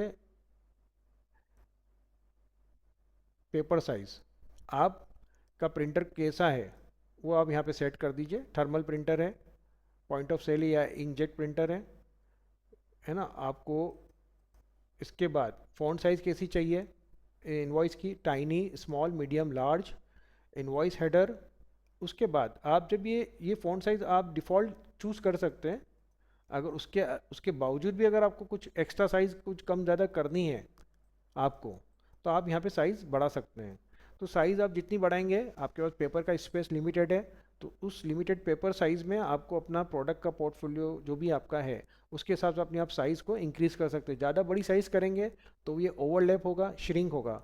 तो इसलिए आपको साइज़ जो डिफ़ॉल्ट है वही आपको रखना है। उसके अलावा अगर आपको फिर भी ऐड करना है, बढ़ाना है, घटाना है, तो आप यहाँ से घटा बढ़ा सकते हैं। इसी तरह से यहाँ पे आपको प्रिंट फॉर्मेट, कि प्रिंट फॉर्मेट कैसा चाहिए, जो भी आप प्रिंट फॉर्मेट शो करेंगे उसको आपका डेबिट नोट, क्रेडिट नोट, सब जगह उसका इम्पैक्ट चला जाएगा। तो यहाँ कंपनी ने आपको प्रिंट फॉर्मेट दे रखा है, प्लेन पेपर ए बी। ए और बी का मतलब होता है ये अलग अलग डिज़ाइंस है। ए डिज़ाइन नंबर 1 है, plain paper B design number B. Letter head, अगर आपका लेटर हेड पे प्रिंट आता है तो आपको लेटर हेड चूज़ करना है। इसी तरह से लेटर हेड पे भी दो डिज़ाइंस है, प्री प्रिंटेड लेटर हेड। अगर आपको प्री प्रिंटेड है, आपका पहले से प्री प्रिंटेड है, तो आपको ये वाला ऑप्शन चूज़ करना है। तो सॉफ्टवेयर हेडर और फुटर प्रिंट नहीं करता, वो आपको अपना लेटर हेड पे काम आ जाएगा। मार्जिन ऑन टॉप, कितना मार्जिन, अगर आपका प्री प्रिंटेड है तो आप मार्जिन अपनी सेट कर सकते हैं। यहाँ पे कितने आपको ऊपर से ब्लैंक छोड़ के प्रिंट करना है। पेपर साइज़ क्या लेना है, A4। ये डिफरेंट पेपर साइज़ है, A4 portrait, A4 landscape, A5 portrait, A5 landscape और A6। तो इतने ये पेपर साइज़ सॉफ्टवेयर सपोर्ट करता है, आपको उसके हिसाब से प्रिंट करना है।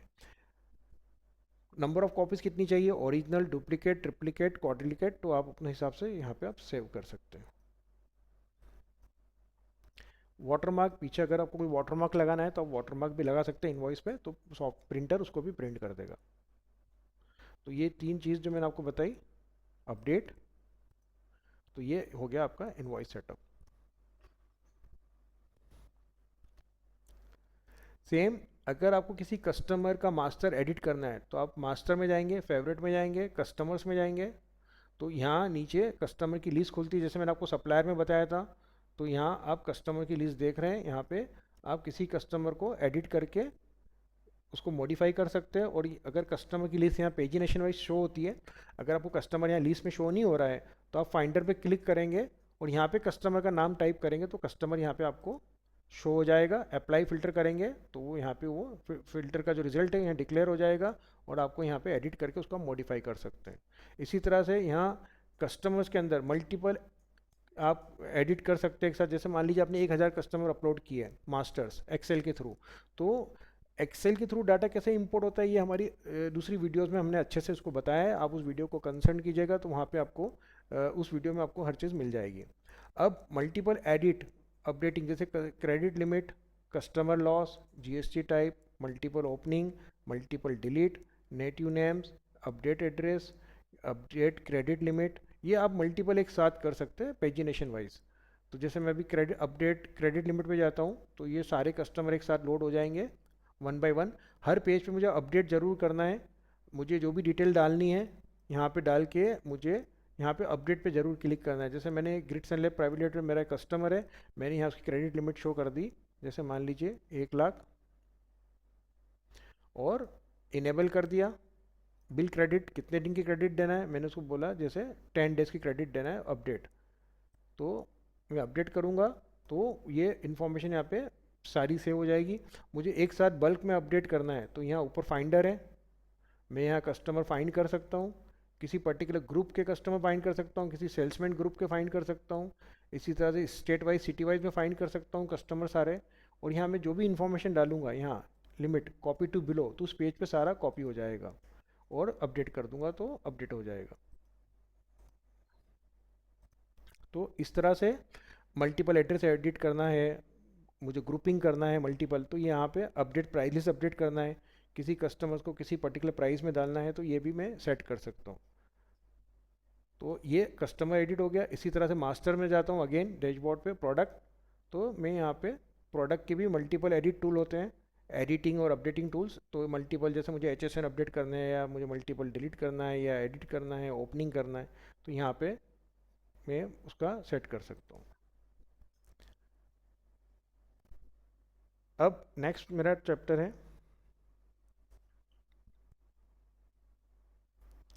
डिलीवरी चालन।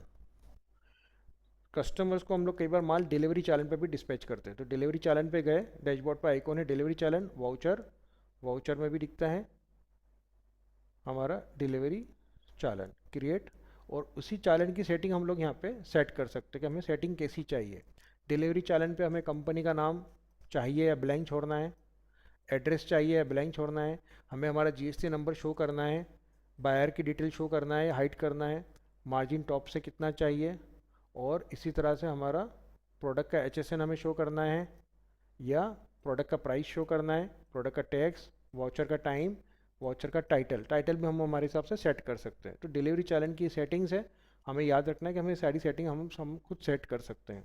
बिलिंग मल्टीपल चालन पर इनवॉइस, मतलब हमने दो चार चालन बनाए और उसका एक इनवॉइस बना सकते हैं, ये फैसिलिटी हम यहाँ पे ऑन कर सकते हैं।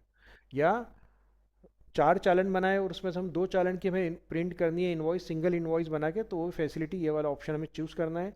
या हमें पर चालन पर इनवॉइस बनाना है, तो फिर ये वाला ऑप्शन हमें टिक करना है। हमने जितनी बार चालन बनाए, हमने एक ही कस्टमर के चार चालन बनाए और हम चाहते हैं कि चार इनवॉइस ही बने, कंबाइंड होकर नहीं बने, तो फिर ये ऑप्शन हमें सिलेक्ट करना है। और हम चाहते हैं कि हम चालन पे माल दे रहे हैं, दो तीन चार चालन अगर हम गए और उसको कंबाइन करके सिंगल इनवॉइस बनाना है, तो ये वाला ऑप्शन हमें चूज़ करना है। ठीक है। ब्लॉकचेन प्रोसेस हमें डिसेबल रखनी है, अगर हम इनेबल कर देंगे तो हम इनवॉइस को मॉडिफाई नहीं कर पाएंगे, पहले हमें इनवॉइस को कैंसिल करना पड़ेगा, फिर हम चालन को मॉडिफाई करेंगे और उसके बाद फिर हमारा नया इनवॉइस बनेगा। तो ये होता है blockchain process.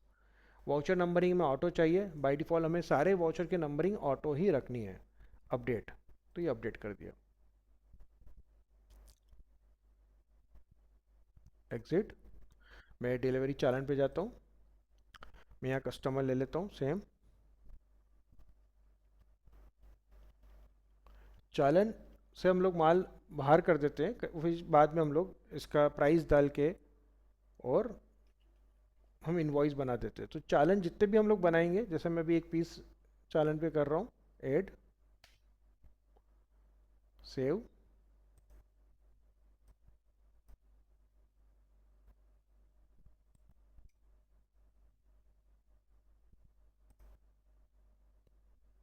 Credit limit customer की हमने 10,000 सेव कर रखी है, तो सॉफ्टवेयर हमें उसकी इनवॉइस चालन बनाने से बाहर कर रहा है, बनाने नहीं दे रहा है। तो हम लोग इस कस्टमर की क्रेडिट लिमिट थोड़ी बढ़ा देते हैं ताकि हम लोग इसकी चालन बना सकें। तो मैं यहाँ पे गया फाइंडर पे, customer Crits and lab private limited, इसको ओपन करता हूँ, ये वाउचर का एडिट, और यहाँ में जिसकी क्रेडिट लिमिट है 10,000 से 1 लाख कर देता हूँ, अपडेट। तो अब मैं डिलीवरी चालन बनाने जाऊँगा तो ये बन जाएगा सेव, ये सेव हो गया, ये चालन बन गया। चालन पे डिलीवरी चालन, ये मेरा कस्टमर का नाम, ये मेरा HSN। अब मुझे अगर चालन पे ये GST शो नहीं करना है और HSN शो नहीं करना है, तो क्या करना रहेगा, हम लोग यहाँ पे जाएंगे, वाउचर डिलीवरी चालन सेटिंग्स, और यहाँ पे मैं ये HSN हाइड और टैक्स हाइड कर देता हूँ, प्रोडक्ट टैक्स, प्रोडक्ट की प्राइस भी हाइड कर दी, और अपडेट। तो ये जो मेरा वाउचर है जिसमें अभी HSN आ रहा है, GST आ रहा है, प्रोडक्ट का प्राइस आ रहा है, अगर मैं इसको रिफ्रेश करता हूँ तो ये हाइड हो गया, अब सिर्फ मेरी क्वांटिटी आ रही है, पीस आ रहा है। तो इस तरह से मैं चालन को मॉडिफाई कर सकता हूँ अपनी रिक्वायरमेंट के हिसाब से। चालन की मुझे रिपोर्ट देखनी है कि मैंने कितने चालन्स बनाए, तो मुझे रिपोर्ट में जाना है, वाउचर्स में जाना है, और डिलीवरी चालन रिपोर्ट, तो मैं यहाँ पे जनरेट रिपोर्ट करूँगा, टाइम कंडीशन लगा के। तो यहाँ पे मुझे bifurcation data, month wise data दिखता है हर रिपोर्ट का, मुझे क्लासिफिकेशन मंथ वाइज ही आएगा, मुझे शो बाइफर्केशन में क्लिक करना है, तो मैं देख सकता हूँ मैंने क्या क्या चालन बनाया और उसका स्टेटस क्या है अभी पेंडिंग। अब इतना अंदर जाके आपको चालन की रिपोर्ट नहीं देखना है, अगर आपको चालन को इन्वॉइस में कन्वर्ट करना है, तो आप जो रिफ्रेश करेंगे डैशबोर्ड को, तो आपको सॉफ्टवेयर दिखाएगा कि आपके कितने चालन पेंडिंग है, जैसे ऑर्डर प्रोसेस मैनेजमेंट में दिखा रहा है कि कितने चालन पेंडिंग है। तो अभी यहाँ डैशबोर्ड पे पेंडिंग्स आने शुरू हो गए कि मेरी क्या क्या पेंडिंग्स है, मेरी डिस्पैच ट्रैकिंग भी पेंडिंग है और एक चालन भी मेरा पेंडिंग आ रहा है। तो मैं अगर डिलीवरी चालन पे जाऊँगा तो यहाँ मुझे शो होगा डैशबोर्ड पे कि ये चालन मेरा पेंडिंग है। मैं यहाँ पे क्रिएट इन्वॉइस करूँगा, यहाँ मल्टीपल चालन शो हो सकते हैं, मैं क्रिएट इन्वॉइस करूँगा तो ये इन्वॉइस बन गया, अगेन कस्टमर का दो इन्वॉइसेस बन गए। तो अब अगर मेरा डैशबोर्ड में जो मुझे पेंडिंग चालन 1 दिख रहा था, अगर मैं रिफ्रेश करूंगा डैशबोर्ड को तो ये हट गया यहाँ से। तो जो जो पेंडिंग से ऑटोमेटिक हटते जाएंगे जैसे जैसे मैं क्लोज करता जाऊंगा। अब आप देख रहे हैं कि डिस्पैच ट्रैकिंग मेरी 2 आ गई, ये डिलीवरी डॉलर यहाँ पे 2 दिख रहा है, मतलब 2 डिलीवरी मेरी पेंडिंग है। इनवॉइस बनने के बाद वो माल कस्टमर के यहाँ गया, वहाँ से उसका एलआर बिल्टी नंबर या प्रूफ ऑफ डिलीवरी आ गया, तो मुझे इसको खोलना है और यहाँ पे मुझे इन्फॉर्मेशन को फिल करना है। वो मैं आपको बता देता हूँ, ये जो लास्ट कॉलम है ये इंपॉर्टेंट है। यहाँ पे आप ई वे बिल वगैरह भी निकाल सकते हैं, जनरेट कर सकते हैं ई वे बिल की डिटेल डाल के, कि आपको ई वे बिल 2 तरह के रहते हैं, टाइप ए और टाइप बी। तो टाइप ए में आपको सिर्फ डिस्टेंस डालना है 1 और व्हीकल नंबर ब्लैंक छोड़ना है, टाइप रेगुलर लेना है, और आपको ई वे बिल जेसन, अगर आपने मैनुअल जेसन डाउनलोड करके पोर्टल से आप डेवलप कर सकते हैं ई वे बिल, नहीं तो आपको एपीआई के थ्रू आप इसको डेवलप कर सकते हो। तो एपीआई आपको टॉपअप लेना रहता है अकाउंट जीएसटी से। अगर एपीआई आपने ले रखी है तो आप इस बटन पे क्लिक करेंगे तो जनरेट कर देंगे, ई वे बिल डायरेक्ट जनरेट हो जाएगा और ई वे बिल नंबर यहाँ पे आ जाएगा और ई वे बिल आप प्रिंट कर सकते हैं। इसी तरह से ये ई वे बिल की डिटेल्स हो गई। अब आपको डिस्पैच माल कैसे हुआ, ट्रांसपोर्टर लेके गया बाई हैंड। बाई हैंड मतलब आपकी कंपनी खुद उसको वहाँ घर तक छोड़ने गई या कस्टमर ने खुद ने पिकअप करा। तो जो भी आपकी डिटेल है, कस्टमर ने पिकअप करा, अगर कोई एडिशनल इन्फॉर्मेशन आपको यहाँ टाइप करना है तो एडिशनल इन्फॉर्मेशन आपको टाइप करना है और अपडेट करना है। जैसे अपडेट करेंगे तो उसके नंबर पे व्हाट्सअप और ईमेल हो जाएगा कि ये माल हमने आपको डिलीवर्ड कर दिया। तो एक डिलीवरी मैसेज चला जाएगा। पॉइंट 1 ये है कि डिलीवरी मैसेज जाएगा। पॉइंट 2 आपको ये मिलता है कि आपको ये पता लगता है कि जितना माल आपने इनवॉइस बनाया वो माल आपका डिस्पैच हुआ कि नहीं हुआ। अगर डिस्पैच हो गया है तो उसकी एलआर या उसकी डिस्पैच डिटेल्स आपने अपलोड कर दी कि नहीं कर दी। अब देखिए मैंने अभी ये 2 पेंडिंग दिख रहे हैं। अब मैं इसको डिस्पैच यहाँ को अपडेट करता हूँ, तो अब मेरा डैशबोर्ड पे यहाँ पे एक ही दिख रहा है, मतलब एक डिस्पैच अभी भी पेंडिंग है, तो मुझे उसको क्लोज करना है। तो इस तरह से ये डिस्पैच, ये जो डिलीवरी ऑर्डर से शो करते हैं कि after invoicing material customer site पे चला गया है, और चला गया है तो उसका यहाँ पे मुझे इन्फॉर्मेशन अपडेट करना है। जैसे अपडेट करूँगा तो ये वैल्यू खत्म होती जाएगी। जैसे ये मैं 1 पे गया, इसका भी डिटेल में डाल देता हूँ। अब मैंने ट्रांसपोर्टर, मैं इसको माल ट्रांसपोर्ट से भेजा तो किसने डिलीवर करा, तो मुझे ट्रांसपोर्टर कैसे क्रिएट होते हैं मैं बता देता हूँ। आप यहाँ से भी क्रिएट कर सकते हो ट्रांसपोर्टर्स। जैसे मैंने ट्रांसपोर्टर क्रिएट करा, जैसे ये ट्रांसपोर्टर इन हाउस क्या होता है, आउटसोर्स क्या होता है, ये अब क्लियर है कि इन हाउस मतलब वो ट्रांसपोर्टर जो मटेरियल आपके गोडाउन से माल लेके मेन ट्रांसपोर्टर लेके जाता है। जैसे मैंने अभी इन हाउस ट्रांसपोर्टर क्रिएट करा, जैसे मेरा कोई ऑटो वाला है, जैसे मुकेश, ये मेरा ऑटो वाला है, मुकेश ऑटो।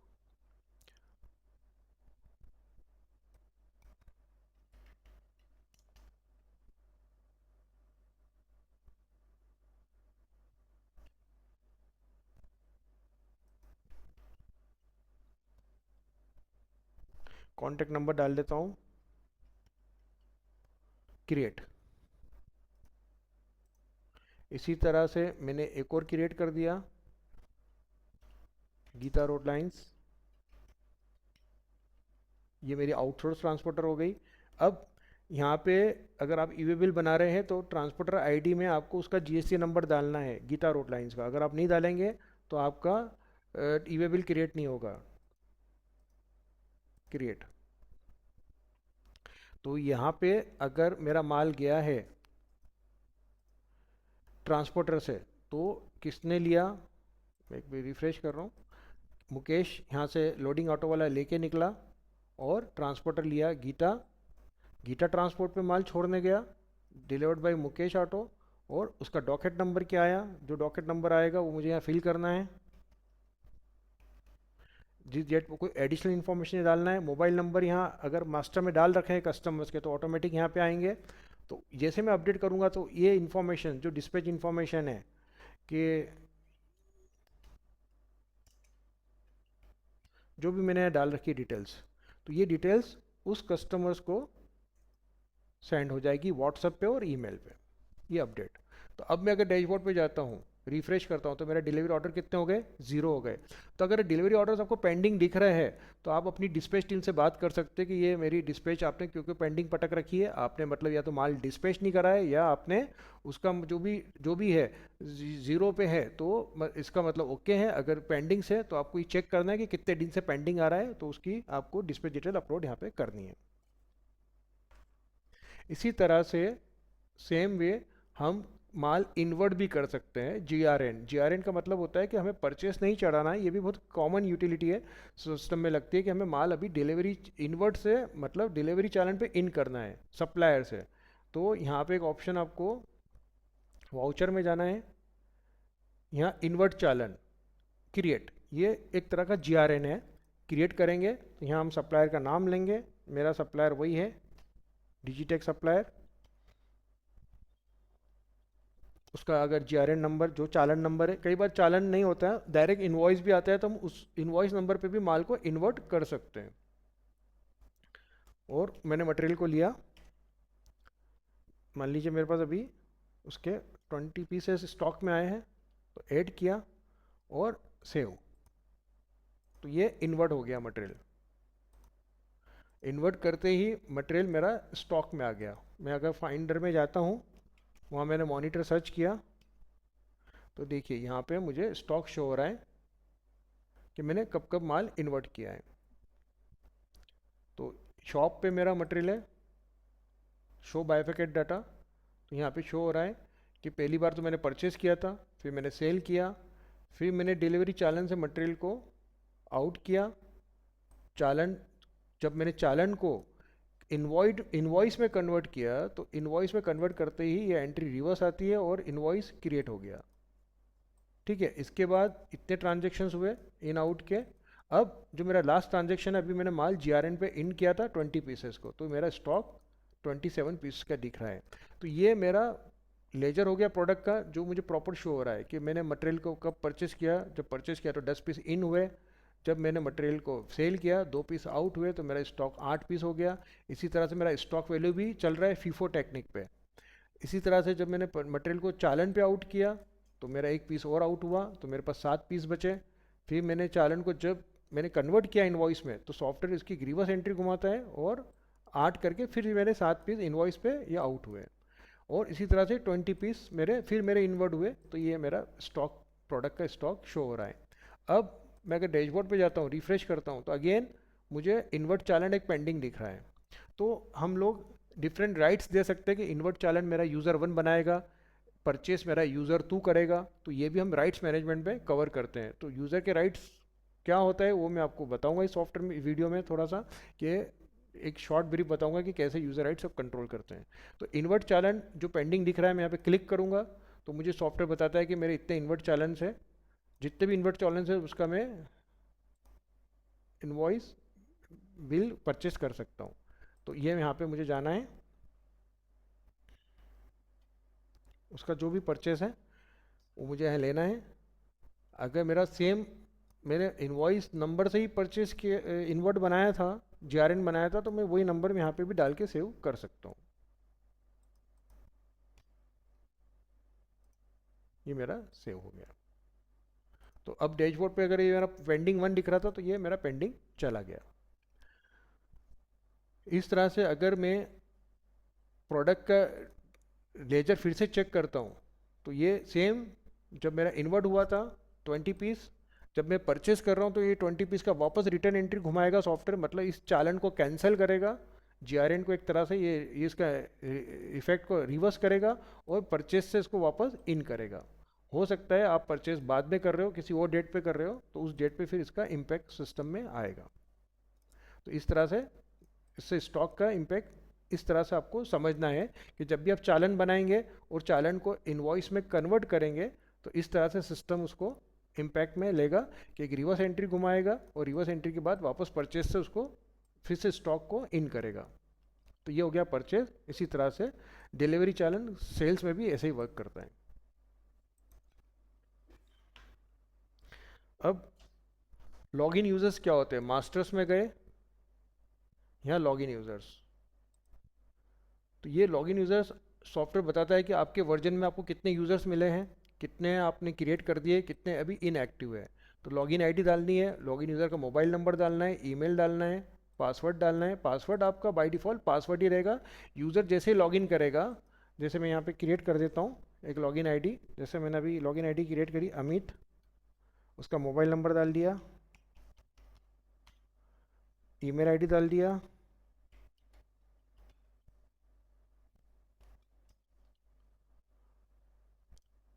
ईमेल का पासवर्ड, अगर अगर मैं ईमेल का पासवर्ड डाल देता हूँ तो ये अमित जो भी ईमेल करेगा उसकी आईडी से करेगा।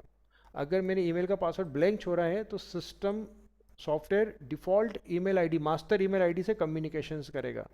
तो ये याद रखना है कि आपको जब यूज़र बना रहे हो, तब यूज़र का जब आप पासवर्ड डालोगे तो आप याद रखना, अगर आपने पासवर्ड उसका ईमेल का डाला है तो सॉफ्टवेयर उसके ईमेल आईडी से कम्युनिकेशंस करेगा। अगर आपने पासवर्ड ब्लैंक छोड़ दिया है तो जो आपका मास्टर ईमेल आईडी है कंपनी का वो यूज़ करेगा।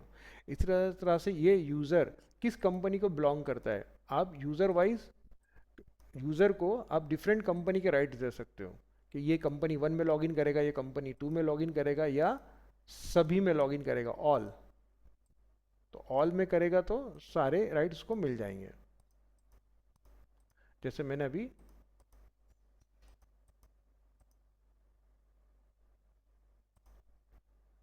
इन दो कंपनी के इसको राइट दे दिए। कम्युनिकेशन, मुझे उसको क्या कम्युनिकेशन राइट देना है, वो ईमेल कर सकता है, व्हाट्सअप कर सकता है, अटैचमेंट अलाउ अटैचमेंट भेज सकता है। सिक्योरिटी, ये आईपी बेस्ड सिक्योरिटी का मतलब ये होता है कि हमने अपनी ऑफिस में अगर आईपी ले रखा है तो वो सिर्फ ऑफिस से ही लॉगिन कर सकता है, ऑफिस के बाहर लॉगिन नहीं कर पाएगा। ये उसका एक फीचर होता है, ये आपको आईपी बेस्ड सिक्योरिटी में मिलता है फीचर।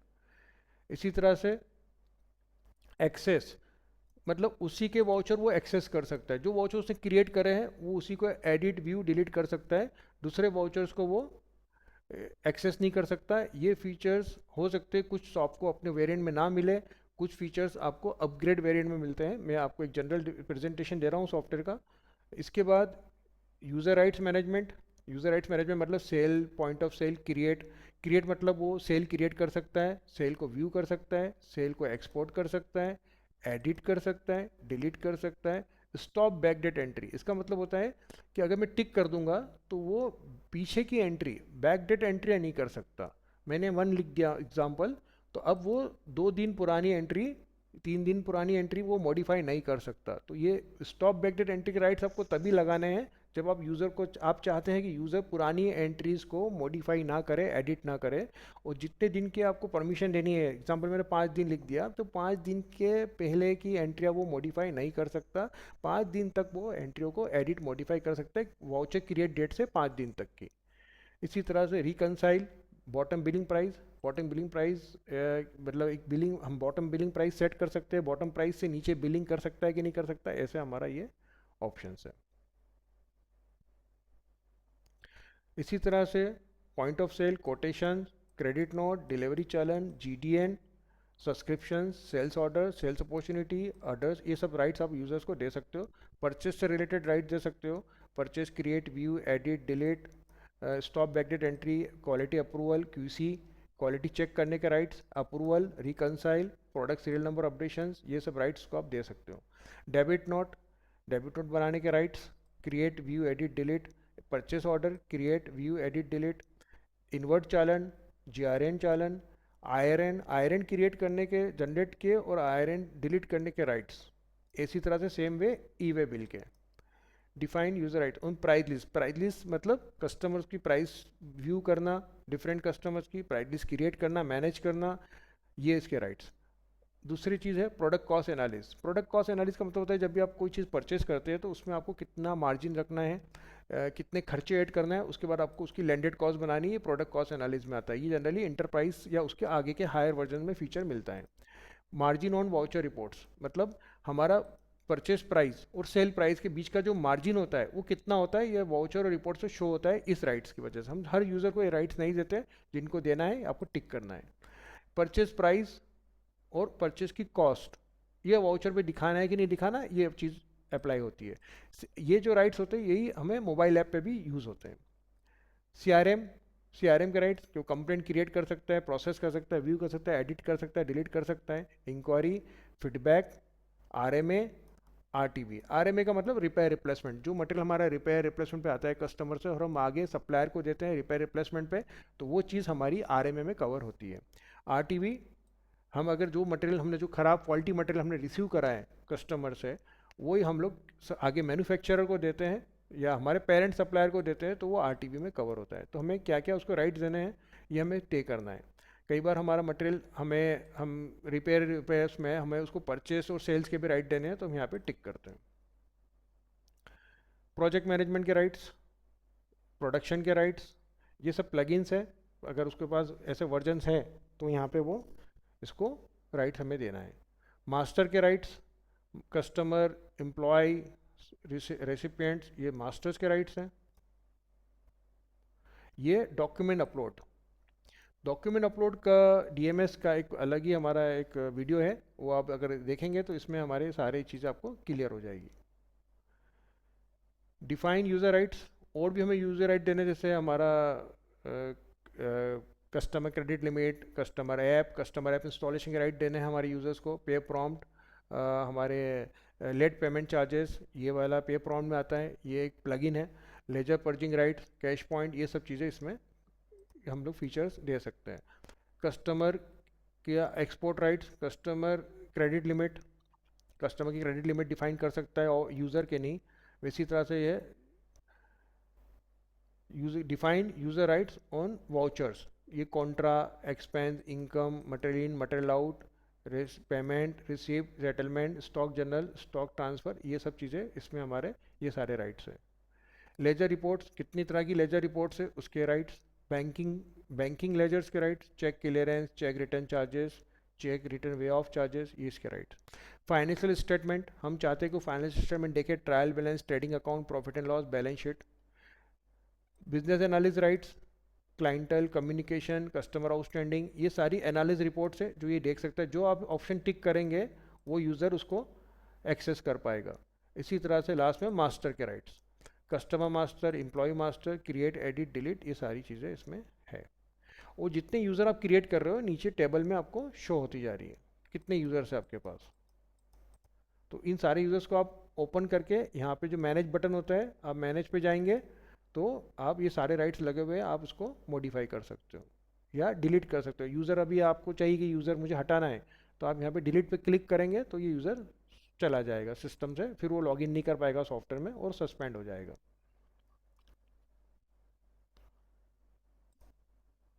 तो इस टेबल में आपको शो होती है ये, आप मास्टर्स में जाएंगे, लॉगिन यूज़र्स, तो यहाँ पे आपको यूज़र आप बना सकते हो और नीचे टेबल में आप सारे यूज़र्स को चेक कर सकते हो।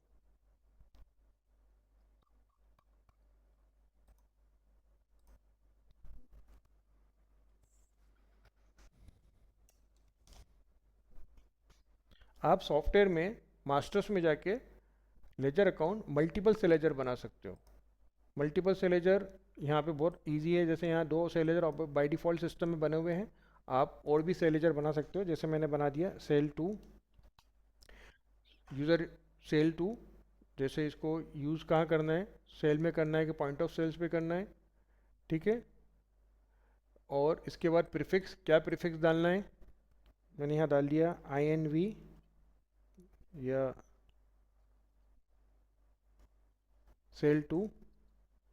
इसको, ये वाले जो रिपोर्ट है मेरा लेजर है, मुझे जीएसटी से रिपोर्ट में इसको एक्सक्लूड करना है। कई बार हमें ऐसा रहता है कि हमारा कोई ऐसा प्रोडक्ट है, ऐसी कोई कैटेगरी जिसको हमें जीएसटी रिपोर्ट में लेके नहीं जाना है, जो जीएसटी में एक्सक्लूड है, तो हम यहाँ पे टिक करेंगे तो जीएसटी रिपोर्ट में उसका लेजर का इम्पैक्ट नहीं जाएगा। जीएसटी रेट हमारा वाउचर्स हम हटा सकते हैं, या हमें उस पर्टिकुलर लेजर का हमें दूसरा कोई बिल फॉर्मेट रखना है कस्टमाइज, तो हम यहाँ पे टिक करके अपना हमारे हिसाब से सेट कर सकते हैं। तो आप ये मल्टीपल सेल लेजर यहाँ पे क्रिएट करेंगे तो ये सेल लेजर हो जाएगा। अब ये मैंने क्रिएट किया, तो अब ये दो सॉफ्टवेयर पूछेगा कि आपको सेल, जब भी मैं इन्वॉइस बनाऊंगा तो जिसमें सेल पे गया तो सॉफ्टवेयर यहाँ पूछता है कि कौन सा सेल लेजर पे आपको इन्वॉइस बनाना है। तो दो सेल लेजर हो गए, तो दो मेरी इन्वॉइस नंबरिंग हो गई, दोनों के अपने अपने प्रीफिक्स हो गए। मैं सेल टू ले सकता हूँ, सेल वन ले सकता हूँ। इसी तरह से हमारे अगर डिफरेंट ब्रांड के काम है या और वो भी मैं बता देता हूँ कि अगर आपका ब्रांड वाइज आउटस्टैंडिंग है तो आपको मास्टर में जाना है और ओरिजिन में जाना है, तो आप ब्रांड वाइज या कैटेगरी वाइज आउटस्टैंडिंग वो मैनेज कर सकते हो। तो इतने इन्वॉइस आपको बनाना है।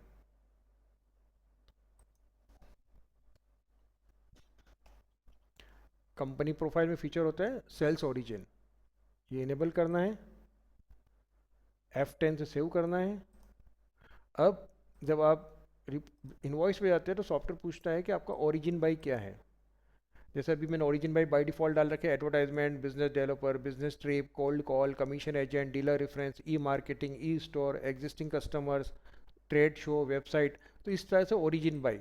तो जो भी मेरी इनवॉइस बना रहा हूँ तो या परचेस कर रहा हूँ तो किस ओरिजिन पे मैं कर रहा हूँ, तो इससे आपकी रिपोर्ट मिल जाएगी। जनरली हम लोग यूज़ करते हैं, जैसे हम ब्रांड वाइज काम कर रहे हैं, अलग अलग ब्रांड में माल बेच रहे हैं, जैसे हेवल्स का माल आउटस्टैंडिंग हो गया, क्राम्पटन का हो गया, फिनोलेक्स का हो गया।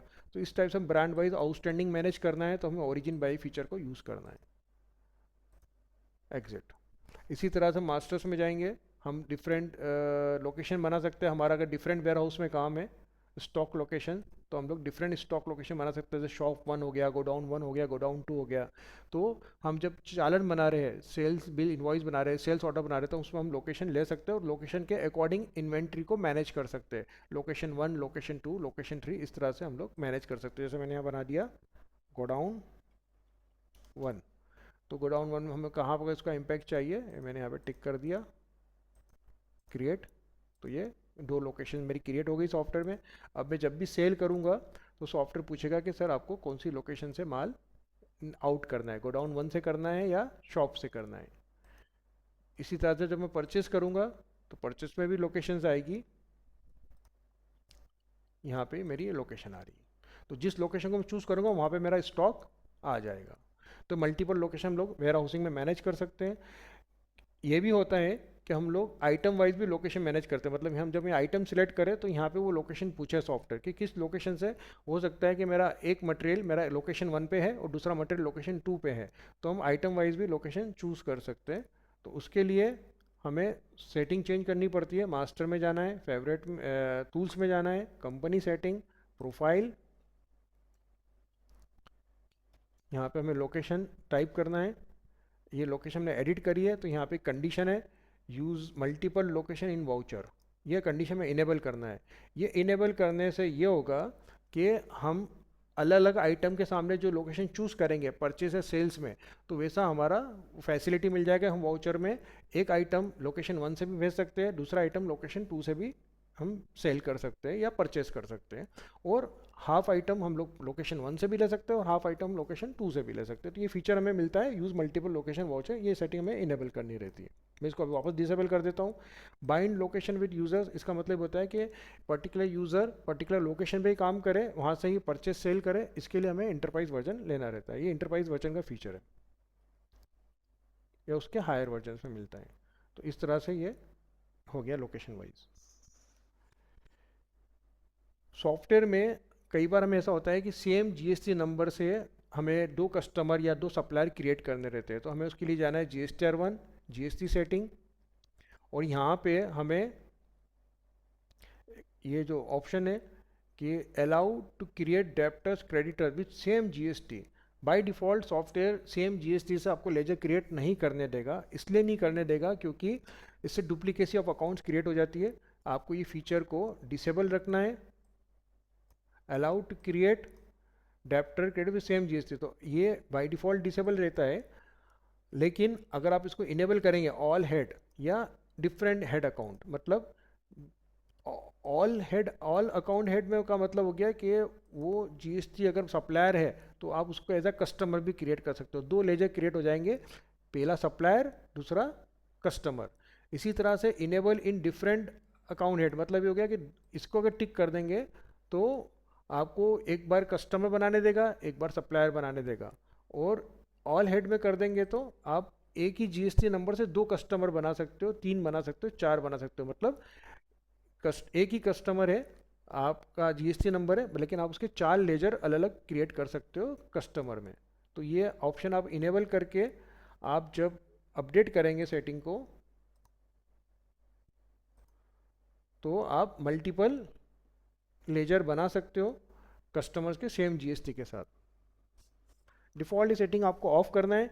कभी आपको ज़रूरत पड़ता है तो एडमिन से आपको ऑन करके आप क्रिएट कर लीजिए और उसको वापस आप सेटिंग को फिर से आप उसको डिसेबल कर दीजिए क्रिएट करके, ताकि आपकी डुप्लीकेसी ना हो लेजर्स की।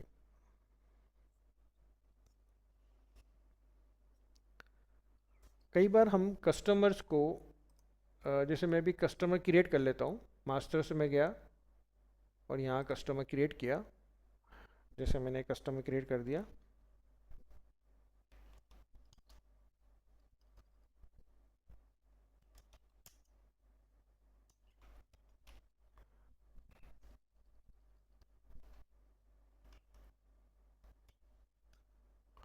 अनरजिस्टर्ड है।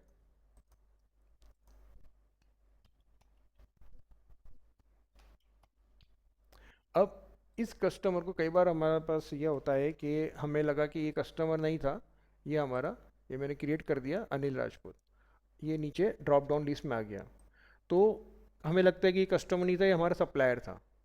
तो हमें क्या करना है, हमें एडिट में जाना है, फाइंड करके, और यहाँ पे एक ऑप्शन होता है चेंज लेजर हेड, ये दिख रहा है राइट साइड पे। ये लेजर हेड पे जाना है और यहाँ पे चूज़ करना है कि ये हमारा कस्टमर नहीं था, हमारा सप्लायर था। तो हम सप्लायर ऑप्शन चूज़ कर लेंगे और चेंज कर देंगे। तो ये अब, ये हमने क्रेडिटर लिया। और अपडेट, अपडेट याद से करना है, जैसे अपडेट करेंगे तो ये क्रेडिटर में चला गया। अब मैं अगर मास्टर में जाता हूँ, कस्टमर में जाता हूँ, तो यहाँ अनिल राजपूत नहीं दिख रहा, चला गया। तो कहाँ गया, मास्टर्स में गए, सप्लायर में गए। तो जो पहले मैंने गलती से कस्टमर में क्रिएट करा था वो अब सप्लायर में आ गया। तो आप इसे लेजर हेड सप्लायर चेंज कर सकते हैं, कस्टमर या इसका, इस तरह से ये वेरी इजीली पॉसिबल है। आप और भी कंपनी क्रिएट कर सकते हैं, जैसे अभी अगर आपका वेरिएंट है सॉफ्टवेयर का जो अलाउ करता है कि आप मल्टीपल कंपनी क्रिएट कर सकते हैं, तो स्विच ईयर फाइनल जाके आप फाइनेंशियली चेंज कर सकते हैं और नई कंपनियां भी क्रिएट कर सकते हैं।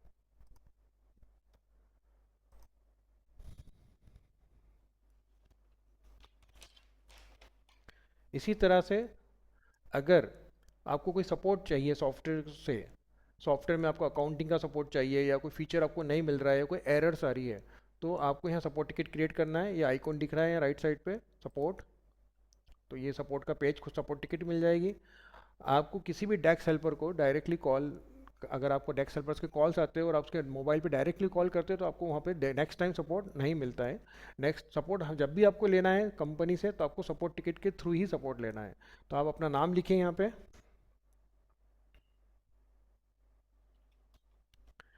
आप अपना मोबाइल नंबर टाइप कीजिए और यहाँ लिख लीजिए आपको क्या प्रॉब्लम आ रही है, और आपका ऑफिस का क्लोजिंग टाइम क्या है वो आप लिख सकते हैं यहाँ पे कि मेरा ऑफिस का क्लोजिंग टाइम क्या आ रहा है। तो उससे फ़ायदा ये होता है कि आपको उतने ऑफिस के क्लोजिंग टाइम तक कंपनी कॉल कर सकती है। सॉफ्टवेयर में सपोर्ट आपको कंपनी का अगर आपको चाहिए, इसका सर्विस लेवल एग्रीमेंट है, वो मैं आपको बता देता हूँ कि सॉफ्टवेयर में सपोर्ट आपको कैसे मिलता है। तो आपको आपका ऑफिस क्लोजिंग टाइम है प्रॉपर लिखना है, कैप्चा लिखना है 153781। तो यहाँ पे आपका ये सपोर्ट क्रिएट हो जाएगा।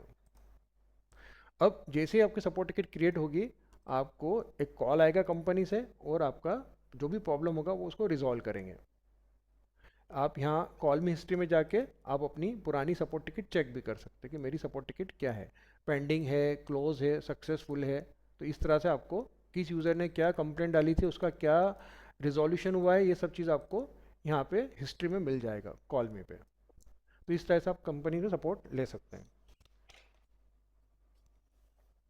अब मेरे आगे के वीडियोस में हम आपको बताएंगे कि सीआरएम क्या होता है, ओपीएम का मैं प्रॉपर प्रोसेस बताऊंगा, और आरएमए क्या होता है।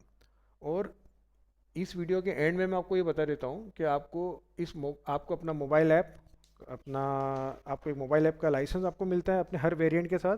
तो वो कैसे इंस्टॉल करना है, आपको जाना है mass tools, global setting,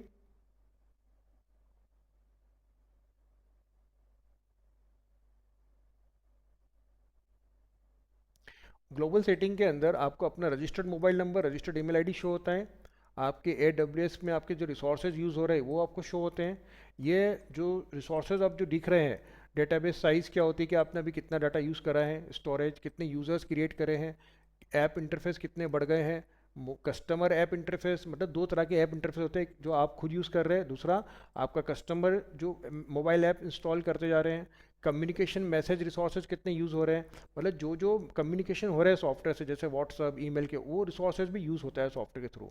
URL, जितने भी हम पीडीएफ भेजते हैं या यूआरएल भेजते हैं डाउनलोड करने के लिए, जैसे अटैचमेंट हो गया, आउटस्टैंडिंग हो गया, लेजर्स हो गया, तो वो कैसे यूज़ होगा, बैंडविड्थ कंजस्शन कितना यूज़ हो रहा है, सीडीएन कितना यूज़ हो रहा है, स्टैंडर्ड है। तो ये सारी चीज़ें डिसाइड करती है कि आपका ईयरली रिन्यूअल्स क्या होता है। हाँ, अगर ये रिसोर्सेज ग्रो होते हैं तो कंपनी आपको कॉल करती है और आपको आपके नेक्स्ट प्लान पे अपडेट करती है।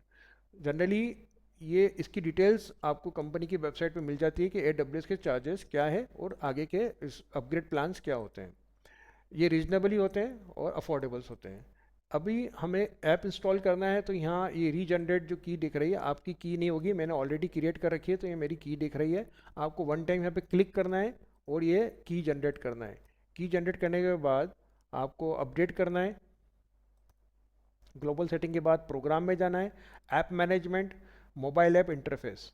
आप मोबाइल ऐप इंटरफेस पे जाएंगे तो आप अपना यूज़र, आपको अपने मोबाइल दिख रहे होंगे, जिस यूज़र के सामने आप टिक करेंगे तो उसको वो ऐप इंस्टॉल हो जाएगी। ऐप इंस्टॉल होने के लिए आपको लाइसेंस होने चाहिए। जनरली डिफ़ॉल्ट 1 लाइसेंस आपको मिलता है कंपनी से, तो वो लाइसेंस यहाँ कंज्यूम हो जाएगा। जितने यू कंज्यूम होते जाएंगे, यूज़ होते जाएंगे, जितने अवेलेबल है वो अवेलेबल दिखेंगे। तो आपको टिक करना है, अपडेट बटन पे टिक करेंगे, जैसे यहाँ चेक करना है, ठीक है। उसके बाद आपको अपडेट पे टिक करेंगे तो उसको एक मैसेज जाएगा। उस मैसेज पे आपको इंस्टॉलेशन लिंक जाएगी और उस लिंक पे आपको क्लिक करना है और सारी राइट्स उसको देना है कॉन्टैक्ट्स के, और सारे राइट्स अलाउ करने हैं, तो ऐप इंस्टॉल हो जाएगी। और उस ऐप पे उसका इंटरफेस आपको बहुत अच्छा मिलेगा। और साथ में इसी तरह से ये ऐप आप अपनी कंपनी के लिए यूज़ कर सकते हैं। तो इसमें एक डाउट ये क्रिएट होता है कि उसको क्या राइट्स मिलेंगे। जो यूज़र को आपने जैसे राइट्स दे रखे हैं यहाँ पे लॉगिन यूज़र्स में, मास्टर में, लॉगिन यूज़र्स में, तो वही राइट्स आपको उसको मोबाइल ऐप पे भी मिलेंगे। तो एडमिन को सारे चीज़ें, सारे राइट्स मिलते हैं, दूसरे यूज़र्स को जो भी आपने लिमिटेड राइट्स दे रखे हैं उसके साथ उसको मोबाइल ऐप इंटरफेस मिलेगा। इसी तरह से प्रोग्राम में जाएंगे, ऐप मैनेजमेंट, कस्टमर ऐप। तो कस्टमर ऐप में हम कस्टमर को भी ऐप दे सकते हैं। तो कस्टमर को ऐप देने का मतलब ये होता है कि कस्टमर को उसका लेजर दिखेगा और उसकी आउटस्टैंडिंग दिखेगी और उसको उसकी लेटेस्ट सप्लाई दिखेगी, लेटेस्ट शिपिंग डिटेल दिखेगी, outstanding reminders, ledgers, latest offers, और ये सब चीज़ें उसको नज़र आती है। साथ में उसको आप उसको प्रोडक्ट का शोकेस भी दिखा सकते हैं, स्टॉक समरी और स्टॉक अवेलेबल जो भी, वो भी आप सब उसमें दिखा सकते हैं। तो ये हो गया कस्टमर ऐप। तो आप कस्टमर ऐप अनलिमिटेड यूज़ कर सकते हैं, जितने कस्टमर है सभी को ऐप दे सकते हैं। देने का तरीका बहुत सिंपल है, आप टिक करेंगे उस कस्टमर का, अगर एंड्रॉयड है या एप्पल का फ़ोन है, iOS है, तो सारे हमारी जितनी भी ऐप है वो सभी वर्जन्स पे आपको मिलेगी, सभी प्लेटफॉर्म पे मिलेगी, iOS पे भी मिलेगी, एंड्रॉयड पे भी मिलेगी। आपको टिक करना है, अपडेट करना है, तो उस कस्टमर को एक इन्विटेशन मैसेज चला जाएगा और उसको वो ऐप इंस्टॉल करेगा। तो उसके बाद कस्टमर ऐप का फ़ायदा ये होता है कि वो जो बार बार आपको कॉल कर रहा है, उसको इनवॉइस की डिटेल नहीं मिल रही है, उसको शिपिंग डिटेल नहीं मिल रही है, उसको आउटस्टैंडिंग नहीं मिल रही है, उसको अपना लेजर कॉपी नहीं मिल रहा है, तो वो सारी चीज़ देख सकता है, आपका स्टॉक देख सकता है। इवन कस्टमर आपको ऐप के थ्रू ऑर्डर डाल सकता है, इंक्वायरी डाल सकता है, या किसी पर्टिकुलर प्रोडक्ट पे इंटरेस्ट क्रिएट कर सकता है। तो ये सब चीज़ें कस्टमर ऐप में आपको मिलेगी। ये सिस्टम को 100% पेपरलेस कर देती है, ये बहुत अच्छी चीज़ है।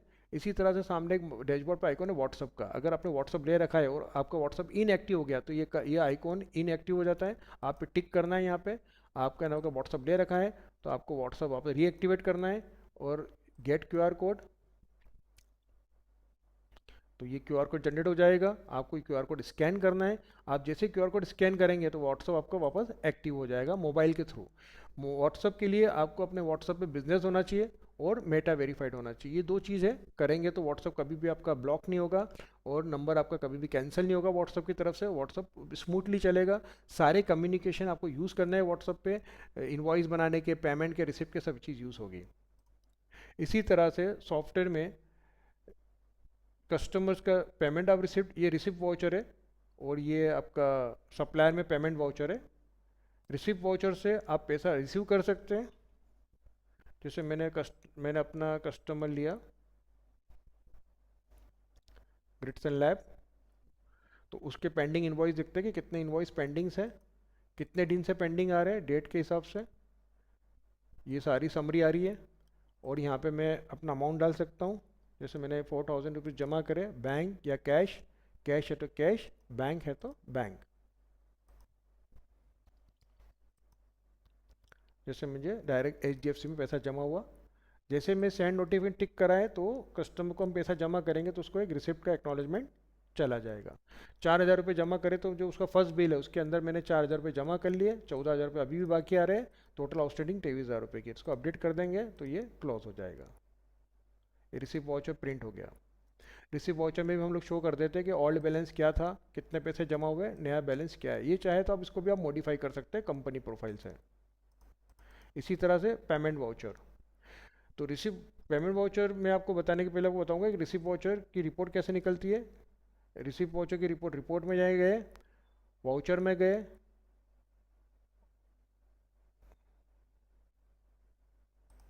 ये रिसिप्ट वाउचर्स।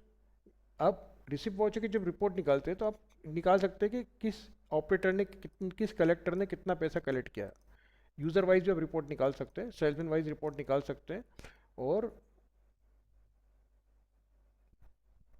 जनरेट रिपोर्ट या लेजर, किस लेजर के हिसाब से आपने रिपोर्ट निकाली,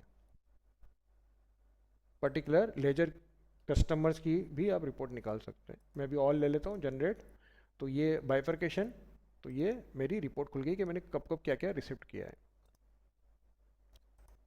इसी तरह से पेमेंट वाउचर, अगर मैं पेमेंट कर रहा हूँ तो सेम मैं अपने सप्लायर को लूँगा यहाँ पे। जैसे मैंने डिजीचेक ले लिया तो उसके मेरे इन्वॉइसेस दिख जाएंगे कितने इन्वॉइसेस बाकी हैं, और इसके हिसाब से मैं यहाँ पेमेंट डालूँगा। सपोज़ मैंने यहाँ लिख दिया इसके भी इतना पैसा बाकी आ रहा है तो मैंने 50,000 रुपये पे कर रहा हूँ। अभी यहाँ मैंने बैंक लिया था, यहाँ मैं कैश ले लेता हूँ, मैं कैश पे कर रहा हूँ। कोई नरेशन लिखना है नरेशन, सेंड नोटिफिकेशन, सेव, तो ये यहाँ पे टिक हो जाएगा। ये पेमेंट हो गया। तो अगर मैं यहाँ पे अपने सप्लायर को सर्च करता हूँ,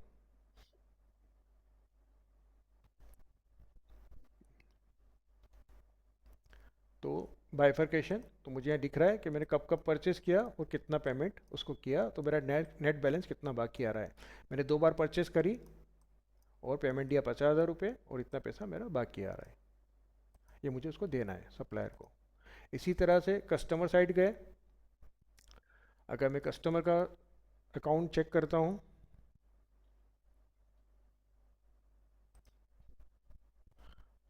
तो ये कस्टमर का लेजर आ रहा है कि मैंने अभी इसको इतना सेल किया, इतना सेल किया, ये रिसिप्ट हुई 4,000 रुपये की। अब इस 4,000 की रिसिप्ट के अगेंस्ट ये पार्शियल पेड आ गया कि मैंने इसके अगेंस्ट इतना पैसा जमा किया है।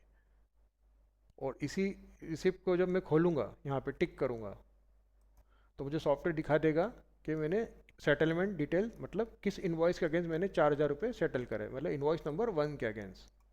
तो ये इसकी यहाँ पे डिटेल मिल जाती है मुझे कि मेरा पेमेंट कैसे किस किस किस इन्वॉइस के अगेंस्ट सेट हो रहा है।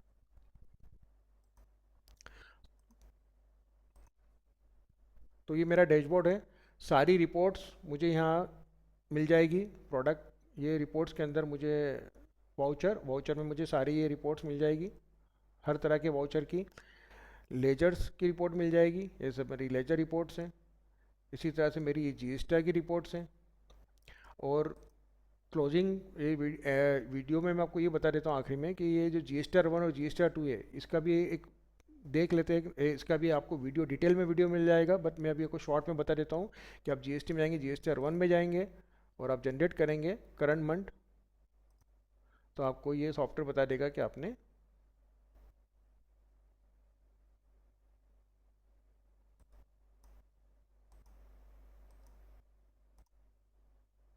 इस करंट मंथ में कितना आपने सेल किया।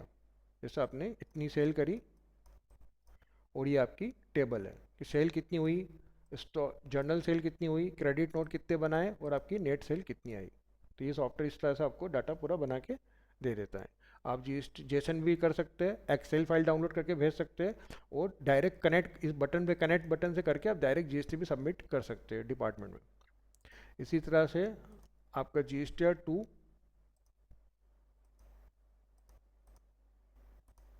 तो आपने जो जो मटेरियल परचेस किया है वो सब आपको यहाँ पे GST-2 में शो हो जाएगा। ये प्रोडक्ट समरी। और द सेम वे आपका 3B, ये इंपॉर्टेंट है।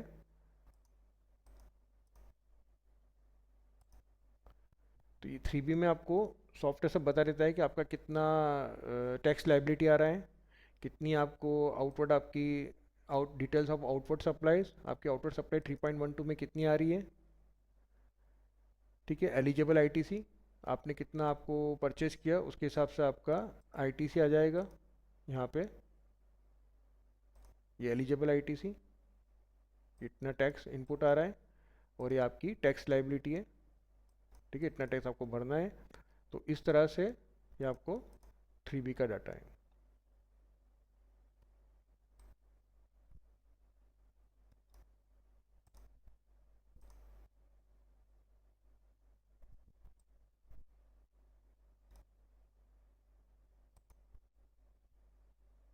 तो इस तरह से ये आपका जीएसटी का पार्ट हो गया। आपको मैंने सॉफ्टवेयर की सारी बेसिक चीज़ें बता दी हैं कि बेसिक ऑपरेशंस क्या होते हैं। इसके अलावा भी सॉफ्टवेयर में बहुत सारी डिटेल चीज़ें हैं, डिटेल प्रोग्राम्स हैं बिजनेस ऑटोमेशन से रिलेटेड, और कैसे हम पेपरलेस कर सकते हैं। इसके लिए आपको आगे के वीडियोस देखने हैं, और उसमें आपको बहुत सारी इसमें गाइडेंस मिल जाएगी कि हम कैसे सॉफ्टवेयर से बिज़नेस को और ग्रो कर सकते हैं, और कंप्यूटराइज कर सकते हैं, पेपरलेस कर सकते हैं, ह्यूमन एरर्स है वो ख़त्म कर सकते हैं। जो डिस्प्यूट्स हमारे आ रहे हैं कस्टमर से लेके सप्लायर को लेके या हमारे स्टॉक को लेके, वो सब हम लोग उससे बहुत ज़्यादा एलिमिनेट कर सकते हैं, मिनिमाइज़ कर सकते हैं। आज के वीडियो में इतना ही। Thank you.